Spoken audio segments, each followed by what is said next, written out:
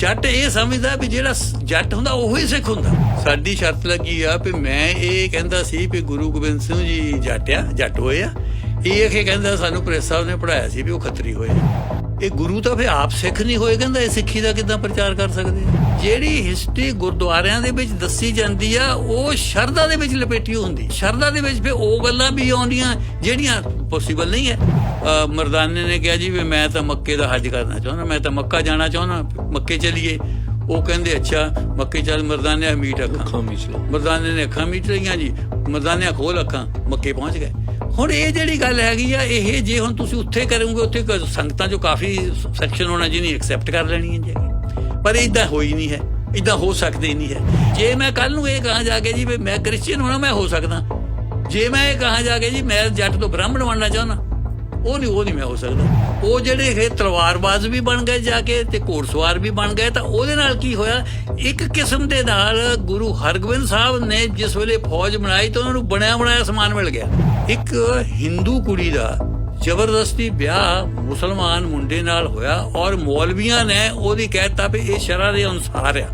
ਕਿ ਮੈਂ ਹੁਣ ਭਗਵਤ ਗੀਤਾ ਦੇਖਿਆ ਜੋ ਕਿੰਨੀਆਂ ਹੀ ਆ ਕਾਪੀਆਂ, ਪਤਾ ਨਹੀਂ ਲੱਗਦਾ ਕਿਹੜੀ ਮੈਨੂੰ ਇੱਕ ਨੇ ਭੇਜੀ ਸੀ, ਜਿਹੜੀ ਓਰੀਜਨਲ ਆਦੀ ਭਗਵਤ ਗੀਤਾ, ਉਹ ਬਿਲਕੁਲ ਹੀ ਡਿਫਰੈਂਟ ਹੈ ਜਿਹੜੀ ਦੂਜਿਆਂ ਨਾਲੋਂ। ਉਹਨੇ ਗੋਡ ਦਾ ਮੰਦਿਰ ਬਣਾਇਆ, ਇੱਦਾਂ ਨਹੀਂ ਬਣਾਇਆ ਵੀ ਇਹ ਕਿਸੇ ਗੁਰੂ ਦਾ ਮੰਦਿਰ ਆ ਜਾਂ ਕਿਸੇ ਹੋਰ ਦਾ ਮੰਦਿਰ ਆ ਜਾਂ ਕਿਸੇ ਚੇਲੇ ਦਾ ਮੰਦਿਰ ਆ ਜਾਂ ਕਿਸੇ ਸਾਧ ਦਾ ਮੰਦਿਰ ਆ। ਨੋ, ਗੋਡ ਦਾ ਮੰਦਿਰ। ਤੁਸੀਂ ਸ਼ਾਮਿਲ ਹੋ ਦ ਹਰਜਿੰਦਰ ਥਿੰਦ ਸ਼ੋਅ ਵਿੱਚ। ਰੈਡ FM ਸੁਣ ਰਹੇ ਸੀ 89.1 ਤੇ 93.1 CKYE। ਪ੍ਰੋਗਰਾਮ ਦੇ ਅਗਲੇ ਹਿੱਸੇ 'ਚ ਸਾਡੇ ਨਾਲ ਪ੍ਰਿੰਸੀਪਲ ਕਸ਼ਮੀਰਾ ਸਿੰਘ ਜੀ ਅੱਜ ਸ੍ਰੀ ਗੁਰੂ ਅਰਜਨ ਦੇਵ ਜੀ ਬਾਰੇ ਗੱਲਬਾਤ ਕਰਨਗੇ। ਪੰਜਵੇਂ ਪਾਤਸ਼ਾਹ ਨੇ ਕਿਸ ਤਰੀਕੇ ਨਾਲ ਸ੍ਰੀ ਗੁਰੂ ਗ੍ਰੰਥ ਸਾਹਿਬ ਨੂੰ ਸੰਪਾਦਿਤ ਕੀਤਾ ਅਤੇ ਜਿਹੜੀ ਸਾਡੇ ਦਰਬਾਰ ਸਾਹਿਬ ਦੀ ਸੱਚਖੰਡ ਸ੍ਰੀ ਹਰਿਮੰਦਰ ਸਾਹਿਬ ਦੀ ਨੂੰ ਇਸ ਨੂੰ ਸਥਾਪਿਤ ਕਰਨ ਲਈ ਉਹਨਾਂ ਦੀ ਬਹੁਤ ਵੱਡੀ ਕੰਟਰੀਬਿਊਸ਼ਨ ਹੈ। ਇਹ ਇੱਕ ਐਸਾ ਕੰਮ ਸੀ ਜਿਹੜਾ ਉਹ ਕਰ ਗਏ, ਲੇਕਿਨ ਇਹਨਾਂ ਸਾਰੀਆਂ ਚੀਜ਼ਾਂ ਤੋਂ ਉੱਪਰ ਜਿਹੜੀ ਉਹਨਾਂ ਦੀ ਸ਼ਹਾਦਤ ਹੈ, ਜਿਸ ਤਰੀਕੇ ਨਾਲ ਉਹਨਾਂ ਨੂੰ ਸ਼ਹੀਦ ਕੀਤਾ ਗਿਆ, ਔਰ ਉਸ ਸ਼ਹਾਦਤ ਦੀ ਜਿਹੜੀ ਲਾਸਾਨੀ ਕੁਰਬਾਨੀ ਹੈ, ਉਹ ਸਾਰੇ ਸੰਸਾਰ ਦੇ ਵਿੱਚ ਕੋਈ ਮਿਸਾਲ ਇਸ ਤਰ੍ਹਾਂ ਦੀ ਨਹੀਂ ਮਿਲਦੀ। ਲੇਕਿਨ ਉਹਨਾਂ ਦੀ ਜਿਹੜੀ ਫਿਲਾਸਫੀ ਕੀ ਸੀ, ਉਹ ਕੀ ਕਹਿਣਾ ਚਾਹੁੰਦੇ ਸਨ ਔਰ ਸਾਡੇ ਲਈ ਕੀ ਛੱਡ ਕੇ ਗਏ ਨੇ, ਉਹਨੂੰ ਅਸੀਂ ਕਿਵੇਂ ਇੰਟਰਪ੍ਰੈਟ ਕਰ ਲਿਆ, ਹਕੀਕਤ ਕੀ ਹੈ, ਅੱਜ ਸਾਰੀ ਗੱਲਬਾਤ ਪ੍ਰੋਫੈਸਰ ਸਾਹਿਬ ਆਪਣੇ ਨਾਲ ਡਿਸਕਸ ਕਰਨਗੇ। ਪ੍ਰੋਫੈਸਰ ਸਾਹਿਬ ਜੀ ਆਇਆਂ ਨੂੰ ਤੁਹਾਡਾ ਬਹੁਤ ਬਹੁਤ ਸਵਾਗਤ ਹੈ ਜੀ, ਵੈਲਕਮ।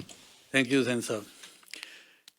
ਸੈਨ ਸਾਹਿਬ ਅੱਜ ਨਹੀਂ ਕੱਲ ਇੱਕ ਮੈਂ ਸ਼ੇਰ ਪੜ੍ਹ ਲਿਆ, ਮੈਨੂੰ ਬੜਾ ਉਹਦਾ ਫਾਇਦਾ ਹੋਇਆ, ਤਾਂ ਮੈਂ ਵੀ ਉਹ ਕਹਿਣਾ ਚਾਹੁੰਦਾ। ਗਾਲਬ ਦਾ ਸ਼ੇਰ ਹੈ ਜੀ। ਹਾਂਜੀ, ਉਹ ਸ਼ੇਰ ਹੈ ਜੀ, ਕੁਛ ਇਸ ਤਰ੍ਹਾਂ ਮੈंने जिंदगी को आसान कर लिया, कुछ इस तरह मैंने जिंदगी को आसान कर लिया, किसी से माफ़ी मांग ली, किसी को माफ़ कर दिया। ਇਹ ਸੌਖਾ ਰਹਿੰਦਾ ਆਦਮੀ ਥੋੜ੍ਹਾ ਜਿਹਾ। ਚਲੋ ਐਨੀਵੇ ਆਪਾਂ ਹੁਣ ਸਿੱਧੇ ਸਬਜੈਕਟ 'ਤੇ ਜਾਂਦੇ ਹਾਂ ਜੀ। ਇੱਕ ਇਹ ਸ਼ੁਰੂ ਕਰਨ ਤੋਂ ਪਹਿਲਾਂ ਮੈਂ 2-3 ਗੱਲਾਂ ਇਹ ਕਹਿਣੀਆਂ ਚਾਹੁੰਦਾ ਜੀ ਵੀ ਇੱਕ ਤਾਂ ਜਿਹੜਾ ਹਿਸਟਰੀ ਆ ਜਾਂ ਇਤਿਹਾਸ ਹੈ, ਇਹਨੂੰ ਇਤਿਹਾਸਕ ਐਂਗਲ ਤੋਂ ਹੀ ਦੇਖੀਏ ਆਪਾਂ। ਇਹਨੂੰ ਜਿਹੜਾ ਫੋਰ ਕੁਐਸਚਨ ਲਈ ਧਾਰਮਿਕ ਐਂਗਲ ਤੋਂ ਛੱਡ ਦਈਏ, ਇਤਿਹਾਸਕ ਐਂਗਲ ਤੋਂ ਹੀ ਦੇਖੀਏ ਜਾ ਕੇ, ਔਰ ਫਿਰ ਅਸੀਂ ਠੀਕ ਰਹਾਂਗੇ। ਨਹੀਂ ਅਸੀਂ ਇੱਧਰ ਉੱਧਰ ਹੋ ਜਾਂਦੇ ਹਾਂ ਜਾ ਕੇ। ਹੁਣ ਇਸ ਵੇਲੇ ਤੱਕ ਜਾਣੀ ਮੈਂ ਇਹ ਕਹਾਂ ਵੀ ਇੱਕ ਸਮਾਂ ਆ ਗਿਆ ਸੀ ਜਿਸ ਵੇਲੇ ਸਿੱਖ ਮੂਵਮੈਂਟ ਪੂਰੇ ਅਰੂਜ 'ਤੇ ਸੀ। ਉਸ ਵੇਲੇ ਸਿੱਖ ਮੂਵਮੈਂਟ ਹੀ ਸਹੀ ਮੈਨੇ ਸਿੱਖ ਹਿਸਟਰੀ ਪੰਜਾਬ ਹਿਸਟਰੀ ਬਣ ਗਈ ਸੀ। ਸਿੱਖ ਜਾਂ ਪੰਜਾਬ ਹਿਸਟਰੀ ਸਿੱਖ ਹਿਸਟਰੀ ਬਣ ਗਈ ਸੀ, ਇੰਨੀ ਇਹ ਵਸੀਹ ਸੀਗਾ ਜਾ ਕੇ। ਸੋ ਪਰ ਇਹਦੇ ਵਿੱਚ ਸਾਡੇ ਨਾਲ ਜਿਹੜੀ ਜ਼ਿਆਦਾ ਗੱਲ ਮੈਂ ਕਹਿਣੀ ਚਾਹੁੰਦਾ ਵੀ ਸਾਡੇ ਜਿਹੜੇ ਸੁਣਨ ਵਾਲੇ ਆ ਉਹ ਪੰਜਾਬ ਹਿਸਟਰੀ ਜਾਂ ਈਵਨ ਸਿੱਖ ਹਿਸਟਰੀ ਤੋਂ ਬਹੁਤ ਨਾਵਾਕਿਫ ਆ। ਹੈਰਾਨੀ ਹੁੰਦੀ ਆ ਵੀ ਉਹਨਾਂ ਨੂੰ ਹਿਸਟਰੀ ਦਾ ਪਤਾ ਹੀ ਕੁਛ ਨਹੀਂ ਹੈ ਜੀ। ਮੈਂ ਸੱਚੀ ਗੱਲ ਦੱਸਦਾ, ਅਜੇ ਧਰਮ ਦਾ ਪਤਾ, ਧਰਮ ਦਾ ਪਾਠ ਦਾ ਵੀ ਪਤਾ, ਦੂਜਾ ਕਰ ਲੈਂਦੇ ਆ, ਜਪਜੀ ਸਾਹਿਬ ਸਾਰਾ ਪਾਠ ਖਾਨਾ ਸਾਰਾ, ਪਰ ਜੇ ਹਿਸਟਰੀ ਦੀ ਗੱਲ ਕਰੋ, ਹਿਸਟਰੀ ਦੀ ਗੱਲ ਨਹੀਂ ਕਰ। ਮੈਂ ਤੁਹਾਨੂੰ 1-2 ਗੱਲਾਂ ਦੱਸਦਾ ਜਿਹੜੀਆਂ ਮੇਰੇ ਨਾਲ ਵਾਪਰੀਆਂ। ਸਾਡੇ ਨੇੜਿਓਂ ਵਿੱਚੋਂ ਜਾਣੇ ਉਹਨਾਂ ਦੇ ਇੱਦਾਂ ਸੀ ਜੀ ਵੀ ਉਹਨੇ ਹਰ ਤੀਜੇ-ਚੌਥੇ ਸਾਲ ਅਖੰਡ ਪਾਠ ਕਰਾਉਣਾ। ਤਾਂ ਉਹ ਜਿਹੜਾ ਬੰਦਾ ਜਿਹਨੂੰ ਅਸੀਂ ਚਾਚਾ ਕਹਿੰਦੇ ਸੀ ਜੀ, ਉਹ ਆਪਣਾ ਬੜਾ ਐਕਟਿਵ ਹੋਣਾ ਜੀ, ਪਾਠੀਆਂ ਨੂੰ ਲਿਆਉਣਾ, ਪਾਠੀਆਂ ਦੀਆਂ ਰੌਆਂ ਦੀਆਂ ਉਹਨਾਂ ਨੂੰ ਜਗਾਉਣਾ, ਸੇਵਾ ਕਰਨਾ, ਉਹਨਾਂ ਦੇ ਫੂਡ ਦਾ ਇੰਤਜ਼ਾਮ ਕਰਨਾ, ਬਹੁਤ ਬਿਜ਼ੀ ਹੁਣ ਰਹਿਣਾ 3 ਦਿਨ ਜਾ ਕੇ ਜੀ ਅਖੰਡ ਪਾਠ ਹੁੰਦਾ ਜਾ ਕੇ। ਅਤੇ ਮੇਨ ਬੰਦਾ ਜੀ ਹਰ ਤੀਜੇ-ਚੌਥੇ ਸਾਲ। ਮੈਂ ਇੱਕ ਵਾਰ ਉਹਨੂੰ ਪੁੱਛਿਆ, ਮੈਂ ਕਿਹਾ ਚਾਚਾ ਤੁਹਾਨੂੰ 10 ਗੁਰੂਆਂ ਦੇ ਨਾਂ ਦੇ? ਕਹਿੰਦਾ ਆਉਂਦੇ ਆ। ਮੈਂ ਕਿਹਾ ਦੱਸ। ਤੇ ਮੈਨੂੰ ਕਹਿੰਦਾ, ਪਹਿਲਾਂ ਕਹਿੰਦਾ ਗੁਰੂ ਨਾਨਕ। ਮੈਂ ਕਿਹਾ ਗੁਰੂ ਨਾਨਕ ਦੇਵ ਜੀ। ਕਹਿੰਦਾ ਆਹੋ ਗੁਰੂ ਨਾਨਕ। ਫਿਰ ਮੈਂ ਕਿਹਾ ਦੂਜਾ ਕਹਿੰਦਾ ਗੋਬਿੰਦ ਸਿੰਘ। ਅੱਛਾ, ਮੈਂ ਕਿਹਾ ਗੁਰੂ ਗੋਬਿੰਦ ਸਿੰਘ ਜੀ, ਠੀਕ ਹੈ, ਵੀ ਜਾ ਕੇ ਜੀ। ਤੀਜੇ ਮੈਂ ਕਿਹਾ ਦੱਸ। ਤੀਜੇ ਕਹਿੰਦਾ ਅਰਜਨ ਦਾਸ। ਮੈਂ ਕਿਹਾ ਅਰਜਨ ਦਾਸ ਨਹੀਂ, ਅਰਜਨ ਦੇਵ ਜੀ ਹੈ, ਅਰਜਨ ਦੇਵ ਜੀ। ਚਲੋ ਉਹ ਵੀ ਠੀਕ। 3 ਤੋਂ ਬਾਅਦ ਸੋਚਣ ਲੱਗ ਪਿਆ। ਫਿਰ ਕਹਿੰਦਾ ਰਵਿਦਾਸ। ਮੈਂ ਕਿਹਾ ਰਵਿਦਾਸ ਨਹੀਂ ਹੈ। ਚਲੋ ਮੈਂ ਕਿਹਾ ਮੰਨ ਲੈਂਦੇ ਗੁਰੂ ਰਾਮਦਾਸ ਜੀ ਨੂੰ ਤੂੰ ਕਹਿੰਦਾ ਹੋਊਗਾ ਜੀ। ਉਹ ਤੋਂ ਬਾਅਦ ਸਿੰਘ ਸਾਹਿਬ ਬੰਦ। ਉਹ ਬਾਕੀ ਅੜ ਗਿਆ। ਸੇਵਾ ਦੇਖ ਲਓ ਕਿੰਨੀ, ਬਾਕੀ ਸੇਵਾ ਕਿੰਨੀ ਗਾ। ਬਾਕੀ ਉਹ ਕਹਿੰਦਾ ਜੀ ਬਾਕੀ ਤਾਂ ਫਿਰ ਬਸ ਇੰਨੇ ਕੋਈ ਆਉਂਦੇ ਆ ਮੈਨੂੰ ਜਾ ਕੇ। ਸੋ ਇਹ ਉਸ ਬੰਦੇ ਦੀ ਜਿਹਨਾਂ ਦੇ ਅਖੰਡ ਪਾਠ ਹੁੰਦਾ ਸੀ। ਪਤਾ ਨਹੀਂ ਜ਼ਿੰਦਗੀ 'ਚ ਕਈ ਕਰਾਏ ਹੋਣੇ ਹੁਣ ਜਾ ਕੇ। ਇਹ ਤੋਂ ਬਿਨਾਂ ਮੈਂ ਹੋਰ ਤੁਹਾਨੂੰ ਦੱਸ ਦਿੰਦਾ ਜੀ। ਮੇਰੇ ਜਾ ਕੇ ਮੈਂ ਇਹ ਗੱਲ ਦੱਸੀ ਸੀ ਅੱਗੇ ਇੱਕ ਵਾਰ। ਮੈਂ ਇੱਕ ਵਾਰ ਬੰਬਈ ਤੋਂ ਆ ਰਿਹਾ ਸੀ ਕੁਸ਼ਤੀਆਂ ਦੇ ਵਿੱਚ, ਤਾਂ ਗੱਡੀ ਦੇ ਵਿੱਚ ਮੇਰੇ ਕੋਲ 2 ਬੰਦੇ ਆ ਗਏ ਜੀ, ਸਟੂਡੈਂਟ। ਉਹ ਕਹਿੰਦੇ ਜੀ ਸਾਡੀ ਸ਼ਰਤ ਲੱਗ ਗਈ ਆ। ਸਾਡੀ ਸ਼ਰਤ ਲੱਗੀ ਆ ਵੀ ਮੈਂ ਇਹ ਕਹਿੰਦਾ ਸੀ ਵੀ ਗੁਰੂ ਗੋਬਿੰਦ ਸਿੰਘ ਜੀ ਜੱਟ ਹੋਏ ਆ। ਇਹ ਅਖੇ ਕਹਿੰਦਾ ਸਾਨੂੰ ਪ੍ਰੈਸ ਸਾਹਿਬ ਨੇ ਪੜ੍ਹਾਇਆ ਸੀ ਵੀ ਉਹ ਖੱਤਰੀ ਹੋਏ ਆ। ਤੁਸੀਂ ਦੱਸੋ। 10 ਰੁਪਈਆਂ ਦੇ ਸ਼ਰਤ ਹੋ ਗਏ। ਮੈਂ ਉਹਨਾਂ ਨੂੰ ਕਿਹਾ, ਮੈਂ ਕਿਹਾ ਦੇਖੋ ਸਿੱਖੀਜ਼ਮ ਦੇ ਵਿੱਚ ਜ਼ਾਤ ਪਾਤ ਹੈ ਨਹੀਂ। ਉਹ ਕਿਸੇ ਜ਼ਾਤ ਪਾਤ ਨੂੰ ਨਹੀਂ ਮੰਨਦੇ। ਇਹ ਕੋਈ ਉੱਥੇ ਇਸ਼ੂ ਨਹੀਂ ਹੈ ਵੀ ਖੱਤਰੀ ਆ ਜਾਂ ਜੱਟਿਆ। ਵੀ ਉੱਦਾਂ ਜੇ ਤੁਸੀਂ ਮੈਨੂੰ ਪੁੱਛਦੇ ਆ ਵੀ ਕੀ ਸੇ, ਤਾਂ ਉਹਨਾਂ ਦਾ ਜਿਹੜਾ ਜਨਮ ਸੀ ਉਹ ਖੱਤਰੀ ਕਲਾਸ 'ਚ ਹੀ ਹੋਇਆ। ਸਾਰੇ ਗੁਰੂਆਂ ਦਾ ਮੈਂ ਕਿਹਾ ਖੱਤਰੀ ਕਲਾਸ 'ਚ ਹੀ ਹੋਇਆ, ਖੱਤਰੀ ਹੋਇਆ ਸਾਰੇ ਜਾ ਕੇ। ਤੇ ਉਹ ਕਹਿੰਦਾ ਮੈਨੂੰ 10 ਰੁਪਏ ਲੈ ਗਿਆ ਜੀ। ਤੇ ਉਹ ਫਿਰ ਮੇਰੇ ਕੋਲ ਬੈਠਾ ਰਿਹਾ ਜੀ। ਮੇਰੇ ਕੋਲ ਬੈਠਾ ਹੋਇਆ। ਫਿਰ ਮੈਨੂੰ ਕਹਿੰਦਾ ਮੇਰੀ ਫੀਲ ਬਹੁਤ ਖਰਾਬ ਹੋ ਗਈ ਜੀ। ਮੈਂ ਕਿਹਾ ਤੇਰੀ ਫੀਲ ਕਿਉਂ ਖਰਾਬ ਹੋ ਗਈ? ਕਹਿੰਦਾ ਜੀ ਮੈਂ ਤਾਂ ਸਾਰਿਆਂ ਨੂੰ ਜੱਟ ਸਮਝਦਾ ਰਿਹਾ। ਉਹ ਮੈਂ ਕਿਹਾ ਜੱਟ ਹੋਏ ਜਾਂ ਖੱਤਰੀ ਹੋਏ, ਤੈਨੂੰ ਇਸ ਗੱਲ ਦੇ ਫਿਰ ਸਿੱਖੀਜ਼ਮ ਦਾ ਤੈਨੂੰ ਕੀ? ਮੈਂ ਦੱਸਣ ਦੀ ਇਹ ਕੋਸ਼ਿਸ਼ ਕਰ ਰਿਹਾ ਵੀ ਕੁਛ ਨਹੀਂ ਪਤਾ। ਜਿਹੜੇ ਬੰਦੇ ਆਪਣੇ ਹੈਗੇ ਉਹਨਾਂ ਨੂੰ ਇਹਦੇ ਬਾਰੇ ਕੁਛ ਵੀ ਪਤਾ ਨਹੀਂ ਹੈ ਵੀ ਜਾਣੀ ਇਹ ਕੌਣ ਹੋਇਆ ਕੌਣ ਨਹੀਂ ਹੋਇਆ। ਇੱਕ ਹੋਰ ਮੈਂ ਇਹ ਤੋਂ ਵੀ ਹੈਰਾਨੀ ਵਾਲੀ ਦੱਸਦਾ ਜੀ। ਅਸੀਂ ਉੱਥੇ ਰਾਮਗੜੀਆ ਕਾਲਜ ਦੇ ਵਿੱਚ ਗੁਰੂ ਗੋਬਿੰਦ ਸਿੰਘ ਲਾਇਬ੍ਰੇਰੀ ਕਾਇਮ ਕਰ ਲਈ, ਸਪੈਸ਼ਲ ਸੈਕਸ਼ਨ ਕੀਤਾ ਪੰਜਾਬ ਹਿਸਟਰੀ ਦੇ ਉੱਤੇ ਬਣਾਇਆ। ਅਤੇ ਉਹ ਮੇਰਾ ਇੱਕ ਦੋਸਤ ਇੰਗਲੈਂਡ ਤੋਂ ਆਇਆ ਜੀ। ਉਹ BA ਫੇਲ ਸੀ, ਚਲੋ ਆਪਾਂ ਇਹ ਕਹਿੰਦੇ FA ਪਾਸ ਸੀਗਾ ਜੀ। ਉਹਨੂੰ ਮੈਂ ਨਾਲ ਲੈ ਗਿਆ, ਦਿਖਾਲਦਾ ਰਿਹਾ ਜੀ। ਮੈਂ ਉਹ ਨਾਲ ਲਾਇਬ੍ਰੇਰੀ ਦਿਖਾਲਦਾ ਰਿਹਾ, ਨਾਲ ਮੈਂ ਦੱਸਦਾ ਰਿਹਾ ਜੀ ਵੀ ਆਹ ਇੱਦਾਂ ਆ। ਉਹ ਦੱਸਦਾ ਰਿਹਾ ਅਤੇ ਉਹਨੂੰ ਵੀ ਮੈਂ ਇਹ ਗੱਲ ਦੱਸੀ ਵੀ ਇੱਦਾਂ ਸੇ ਆਪਣੇ ਸਾਰੇ ਗੁਰੂ ਸਾਹਿਬਾਨ ਜਿਹੜੇ ਸੀਗੇ ਉਹ ਖੱਤਰੀ ਕਲਾਸ ਨਾਲ ਜ਼ਾਤ ਦੇ ਤੌਰ 'ਤੇ ਸੰਬੰਧ ਰੱਖਦੇ ਸੀ। ਸਿੰਘ ਸਾਹਿਬ ਉਹ ਸੋਚ ਕੇ ਮੈਨੂੰ ਕਹਿੰਦਾ ਇਹ ਗੁਰੂ ਤਾਂ ਫਿਰ ਆਪ ਸਿੱਖ ਨਹੀਂ ਹੋਏ। ਕਹਿੰਦਾ ਇਹ ਸਿੱਖੀ ਦਾ ਕਿੱਦਾਂ ਪ੍ਰਚਾਰ ਕਰ ਸਕਦੇ ਆ?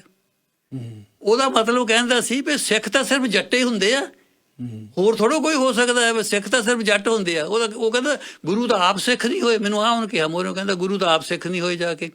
ਅੱਛਾ, ਇਹ ਤੋਂ ਬੜੀ ਹੋਰ ਦੱਸਦਾ, ਸਾਡੇ ਆਪਣੇ ਘਰ ਦੀ ਗੱਲ ਦੱਸਦਾ ਜੀ। 1984 ਦੇ ਵਿੱਚ ਜਿਸ ਵੇਲੇ ਸਾਰਾ ਇਹ ਹੋਇਆ ਕਤਲੇਆਮ ਹੋਇਆ, ਅਤੇ ਮੈਂ ਪਿੰਡ ਗਿਆ ਜੀ। ਅਤੇ ਮੇਰੇ ਮਦਰ ਮੈਨੂੰ ਕਹਿੰਦੇ ਅਖੇ ਮੈਨੂੰ ਪਤਾ, ਅਫਵਾਹਾਂ ਬੜੀਆਂ ਸੀ ਉਹਨਾਂ ਦਿਨਾਂ 'ਚ। ਕਹਿੰਦੇ ਅਖੇ ਮੈਨੂੰ ਪਤਾ ਲੱਗਾ ਵੀ ਇੱਕ ਗੱਡੀ ਵੱਢ ਦਿੱਤੀ, ਸਾਰੀ ਕਤਲ ਕਰ ਦਿੱਤੀ ਗੱਡੀ ਆਉਂਦੀ ਸੀ, ਉਹ 'ਚੋਂ ਸਿੱਖਾਂ ਨੂੰ ਕੱਢ ਕੇ ਕਤਲ ਕਰ ਦਿੱਤਾ। ਮੈਂ ਕਿਹਾ ਨਹੀਂ ਐਸੀ ਗੱਲ ਨਹੀਂ ਹੈ। ਫਿਰ ਆਪੇ ਮੈਨੂੰ ਕਹਿੰਦੇ ਉੱਦਾਂ ਕਹਿੰਦਾ ਕਿ ਨਾਲ ਇਹ ਵੀ ਕਹਿੰਦੇ ਆ ਵੀ ਇਹ ਬਹੁਤੇ ਤਾਂ ਕਈਆਂ ਨੇ ਦਾੜੀ ਕੇਸ ਰੱਖਿਓ ਸੀ, ਪੱਗਾਂ ਬੰਨ੍ਹੀਆਂ ਸੀ, ਭੁਲੇਖੇ 'ਚ ਉਹੀ ਮਾਰੇ ਗਏ, ਸਿੱਖ ਤਾਂ ਥੋੜ੍ਹੇ ਮਾਰੇ ਗਏ ਆ। ਉਹਨਾਂ ਦਾ ਮਤਲਬ ਕਹਿੰਦਾ ਸੀ ਵੀ ਜੱਟ ਤਾਂ ਥੋੜ੍ਹੇ ਮਾਰੇ ਗਏ ਆ, ਬਾਕੀ ਉਹ ਭੁਲੇਖੇ 'ਚ ਮਾਰੇ ਗਏ ਵੀ ਉਹ ਸਿੱਖ ਥੋੜ੍ਹਾ ਜਿਹੜੇ ਬਾਕੀ ਉਹ ਹੋਰ ਜ਼ਾਤਾਂ ਦੇ ਬੰਦਿਆਂ ਨੇ। ਜ਼ਾਤ ਪਾਤ ਕਿੰਨਾ ਡੀਪਲੀ ਪੈਨੀਟਰੇਟ ਹੋ ਚੁੱਕਾ, ਕਿੰਨਾ ਡੀਪਲੀ ਪੈਨੀਟਰੇਟ ਹੋ ਗਿਆ। ਕਿਉਂਕਿ ਇਹ ਜੱਟ ਇਹ ਸਮਝਦਾ ਵੀ ਜਿਹੜਾ ਜੱਟ ਹੁੰਦਾ ਉਹੀ ਸਿੱਖ ਹੁੰਦਾ।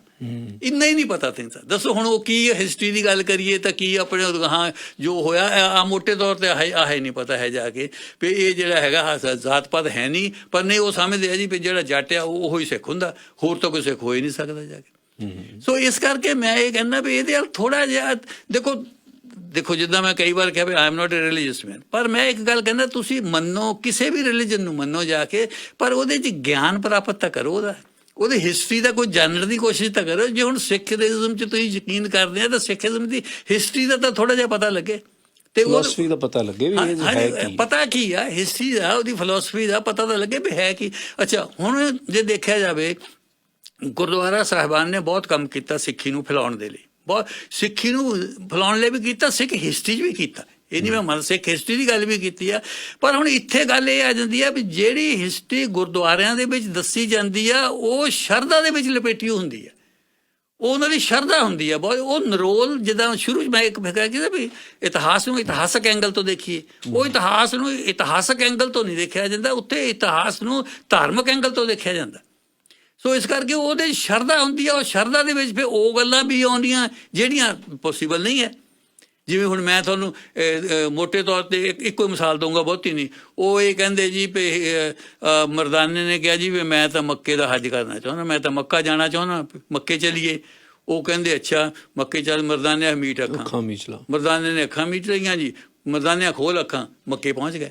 ਹੁਣ ਇਹ ਜਿਹੜੀ ਗੱਲ ਹੈਗੀ ਆ, ਇਹ ਜੇ ਹੁਣ ਤੁਸੀਂ ਉੱਥੇ ਕਰੋਗੇ, ਉੱਥੇ ਸੰਗਤਾਂ 'ਚੋਂ ਕਾਫੀ ਸੈਕਸ਼ਨ ਹੋਣਾ ਜਿਹਨੇ ਐਕਸੈਪਟ ਕਰ ਲੈਣੀ ਹੈ ਜਾ ਕੇ, ਪਰ ਇੱਦਾਂ ਹੋਈ ਨਹੀਂ ਹੈ, ਇੱਦਾਂ ਹੋ ਸਕਦੇ ਹੀ ਨਹੀਂ ਹੈ।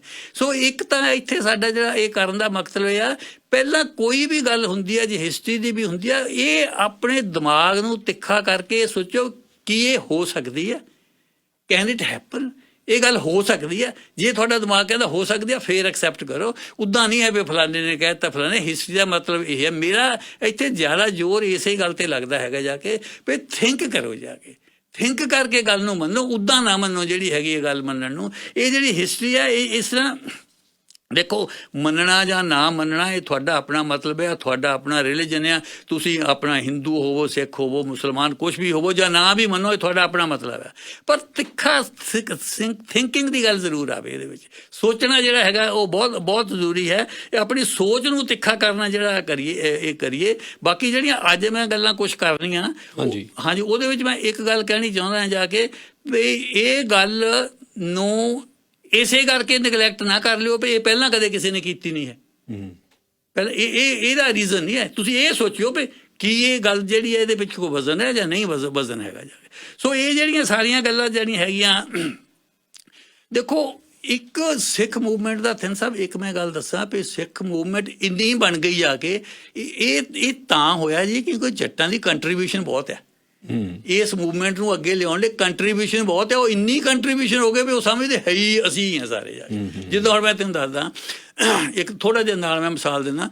ਤੁਰਕਸ਼ ਹਿਸਟਰੀ ਜੇ ਤੁਸੀਂ ਦੇਖੋ ਨਾ ਜੀ, ਇਹ ਤੁਰਕਾਂ ਨੇ ਉਹਦੇ ਵਿੱਚ ਇੰਨਾ ਕੰਮ ਉਹਦੇ 'ਚ ਕੀਤਾ, ਇੰਨਾ ਕੰਮ ਕੀਤਾ। ਇਹ ਸਿੱਖ ਹਿਸਟਰੀ ਨਾਲ ਕਾਫੀ ਮਿਲਦੀ ਜੁਲਦੀ ਗੱਲ ਹੈ। ਉਹ ਵੀ ਸਾਰੇ ਕਬੀਲੇ ਹੁੰਦੇ ਸੀ ਜੀ, ਕਬੀਲਿਆਂ ਨੇ ਫਿਰ ਇੱਕ ਬੰਦਾ ਉੱਠਿਆ ਜੀ, ਇੱਕ ਬੰਦਾ ਉੱਠ ਕੇ ਹੁਣ ਜਾ ਕੇ ਜਿਹੜੇ ਹੈਗੇ ਸਾਰੇ ਕਬੀਲੇ ਇਕੱਠੇ ਕੀਤੇ ਜੀ, ਜਿੰਨੇ ਸੇ ਲੜਾਈਆਂ ਕਰਕੇ ਬਾਜ਼ੰਟਾਈਨ ਅੰਪਾਇਰ ਕਰਕੇ ਹੁਣ ਉੱਥੇ ਤੁਰਕਸ਼ ਅੰਪਾਇਰ ਕਾਇਮ ਕਰ ਲਏ ਜਾ ਕੇ। ਠੀਕ ਹੈ ਨਾ ਜੀ। ਇੱਦਾਂ ਹੀ ਸਿੱਖ ਹਿਸਟਰੀ 'ਚ ਵੀ ਤੁਸੀਂ ਦੇਖਿਓ ਨਾ ਕਿੱਦਾਂ ਹੌਲੀ ਹੌਲੀ ਮਿਸਲਾਂ ਜਿਹੜੀਆਂ ਸੀਗੀਆਂ, ਮਿਸਲਾਂ ਸਾਰੀਆਂ ਨੂੰ ਫਿਰ ਤੋੜ ਕੇ ਇੱਕ ਬੰਦਾ ਵਿੱਚੋਂ ਨਿਕਲਿਆ, ਇੱਕ ਬੰਦੇ ਨੇ ਫਿਰ ਇੱਥੇ ਰਾਜ ਕਾਇਮ ਕਰ ਲਿਆ। ਮੇਰਾ ਖਿਆਲ 1280 ਤੋਂ ਬਾਅਦ ਦੀਆਂ ਗੱਲਾਂ ਉਹਦੇ ਵਿੱਚ ਤੁਰਕਸ਼ ਹਿਸਟਰੀ ਦੇ ਵਿੱਚ। ਸੋ ਇੱਦਾਂ ਇਹ ਮਿਲਦੀ ਜੁਲਦੀਆਂ ਜਿਹੜੀਆਂ ਗੱਲਾਂ ਉੱਥੇ ਹੈਗੀਆਂ ਜਾ ਕੇ। ਅੱਛਾ, ਹੁਣ ਜਿਹੜੀ ਗੱਲ ਪਹਿਲਾਂ ਤਾਂ ਮੈਂ ਮੋਟੇ ਤੌਰ 'ਤੇ ਦੱਸ ਦਿਆਂ ਵੀ ਗੁਰੂ ਅਰਜਨ ਦੇਵ ਜੀ ਦਾ ਜਨਮ 1563 ਵਿੱਚ ਹੋਇਆ। ਬਿਲਕੁਲ ਮੋਟੇ ਤੌਰ 'ਤੇ ਦੱਸਦੇ ਹਾਂ। 1581 ਵਿੱਚ ਉਹ ਗੁਰੂ ਬਣੇ ਜਾ ਕੇ, ਤੇ ਨਹੀਂ 1606 ਦੇ ਵਿੱਚ ਉਹਨਾਂ ਦੀ ਸ਼ਹੀਦੀ ਹੋ ਗਈ। ਠੀਕ ਹੈ ਨਾ। ਸਿਰਫ ਕਹਿ ਲਓ ਸਾਨੂੰ ਕਿੰਨੀ ਉਮਰ, 43 ਸਾਲ ਦੀ ਉਮਰ ਦੇ ਵਿੱਚ ਸ਼ਹੀਦੀ ਹੋ ਗਈ ਉਹਨਾਂ ਦੀ ਜਾ ਕੇ। ਠੀਕ।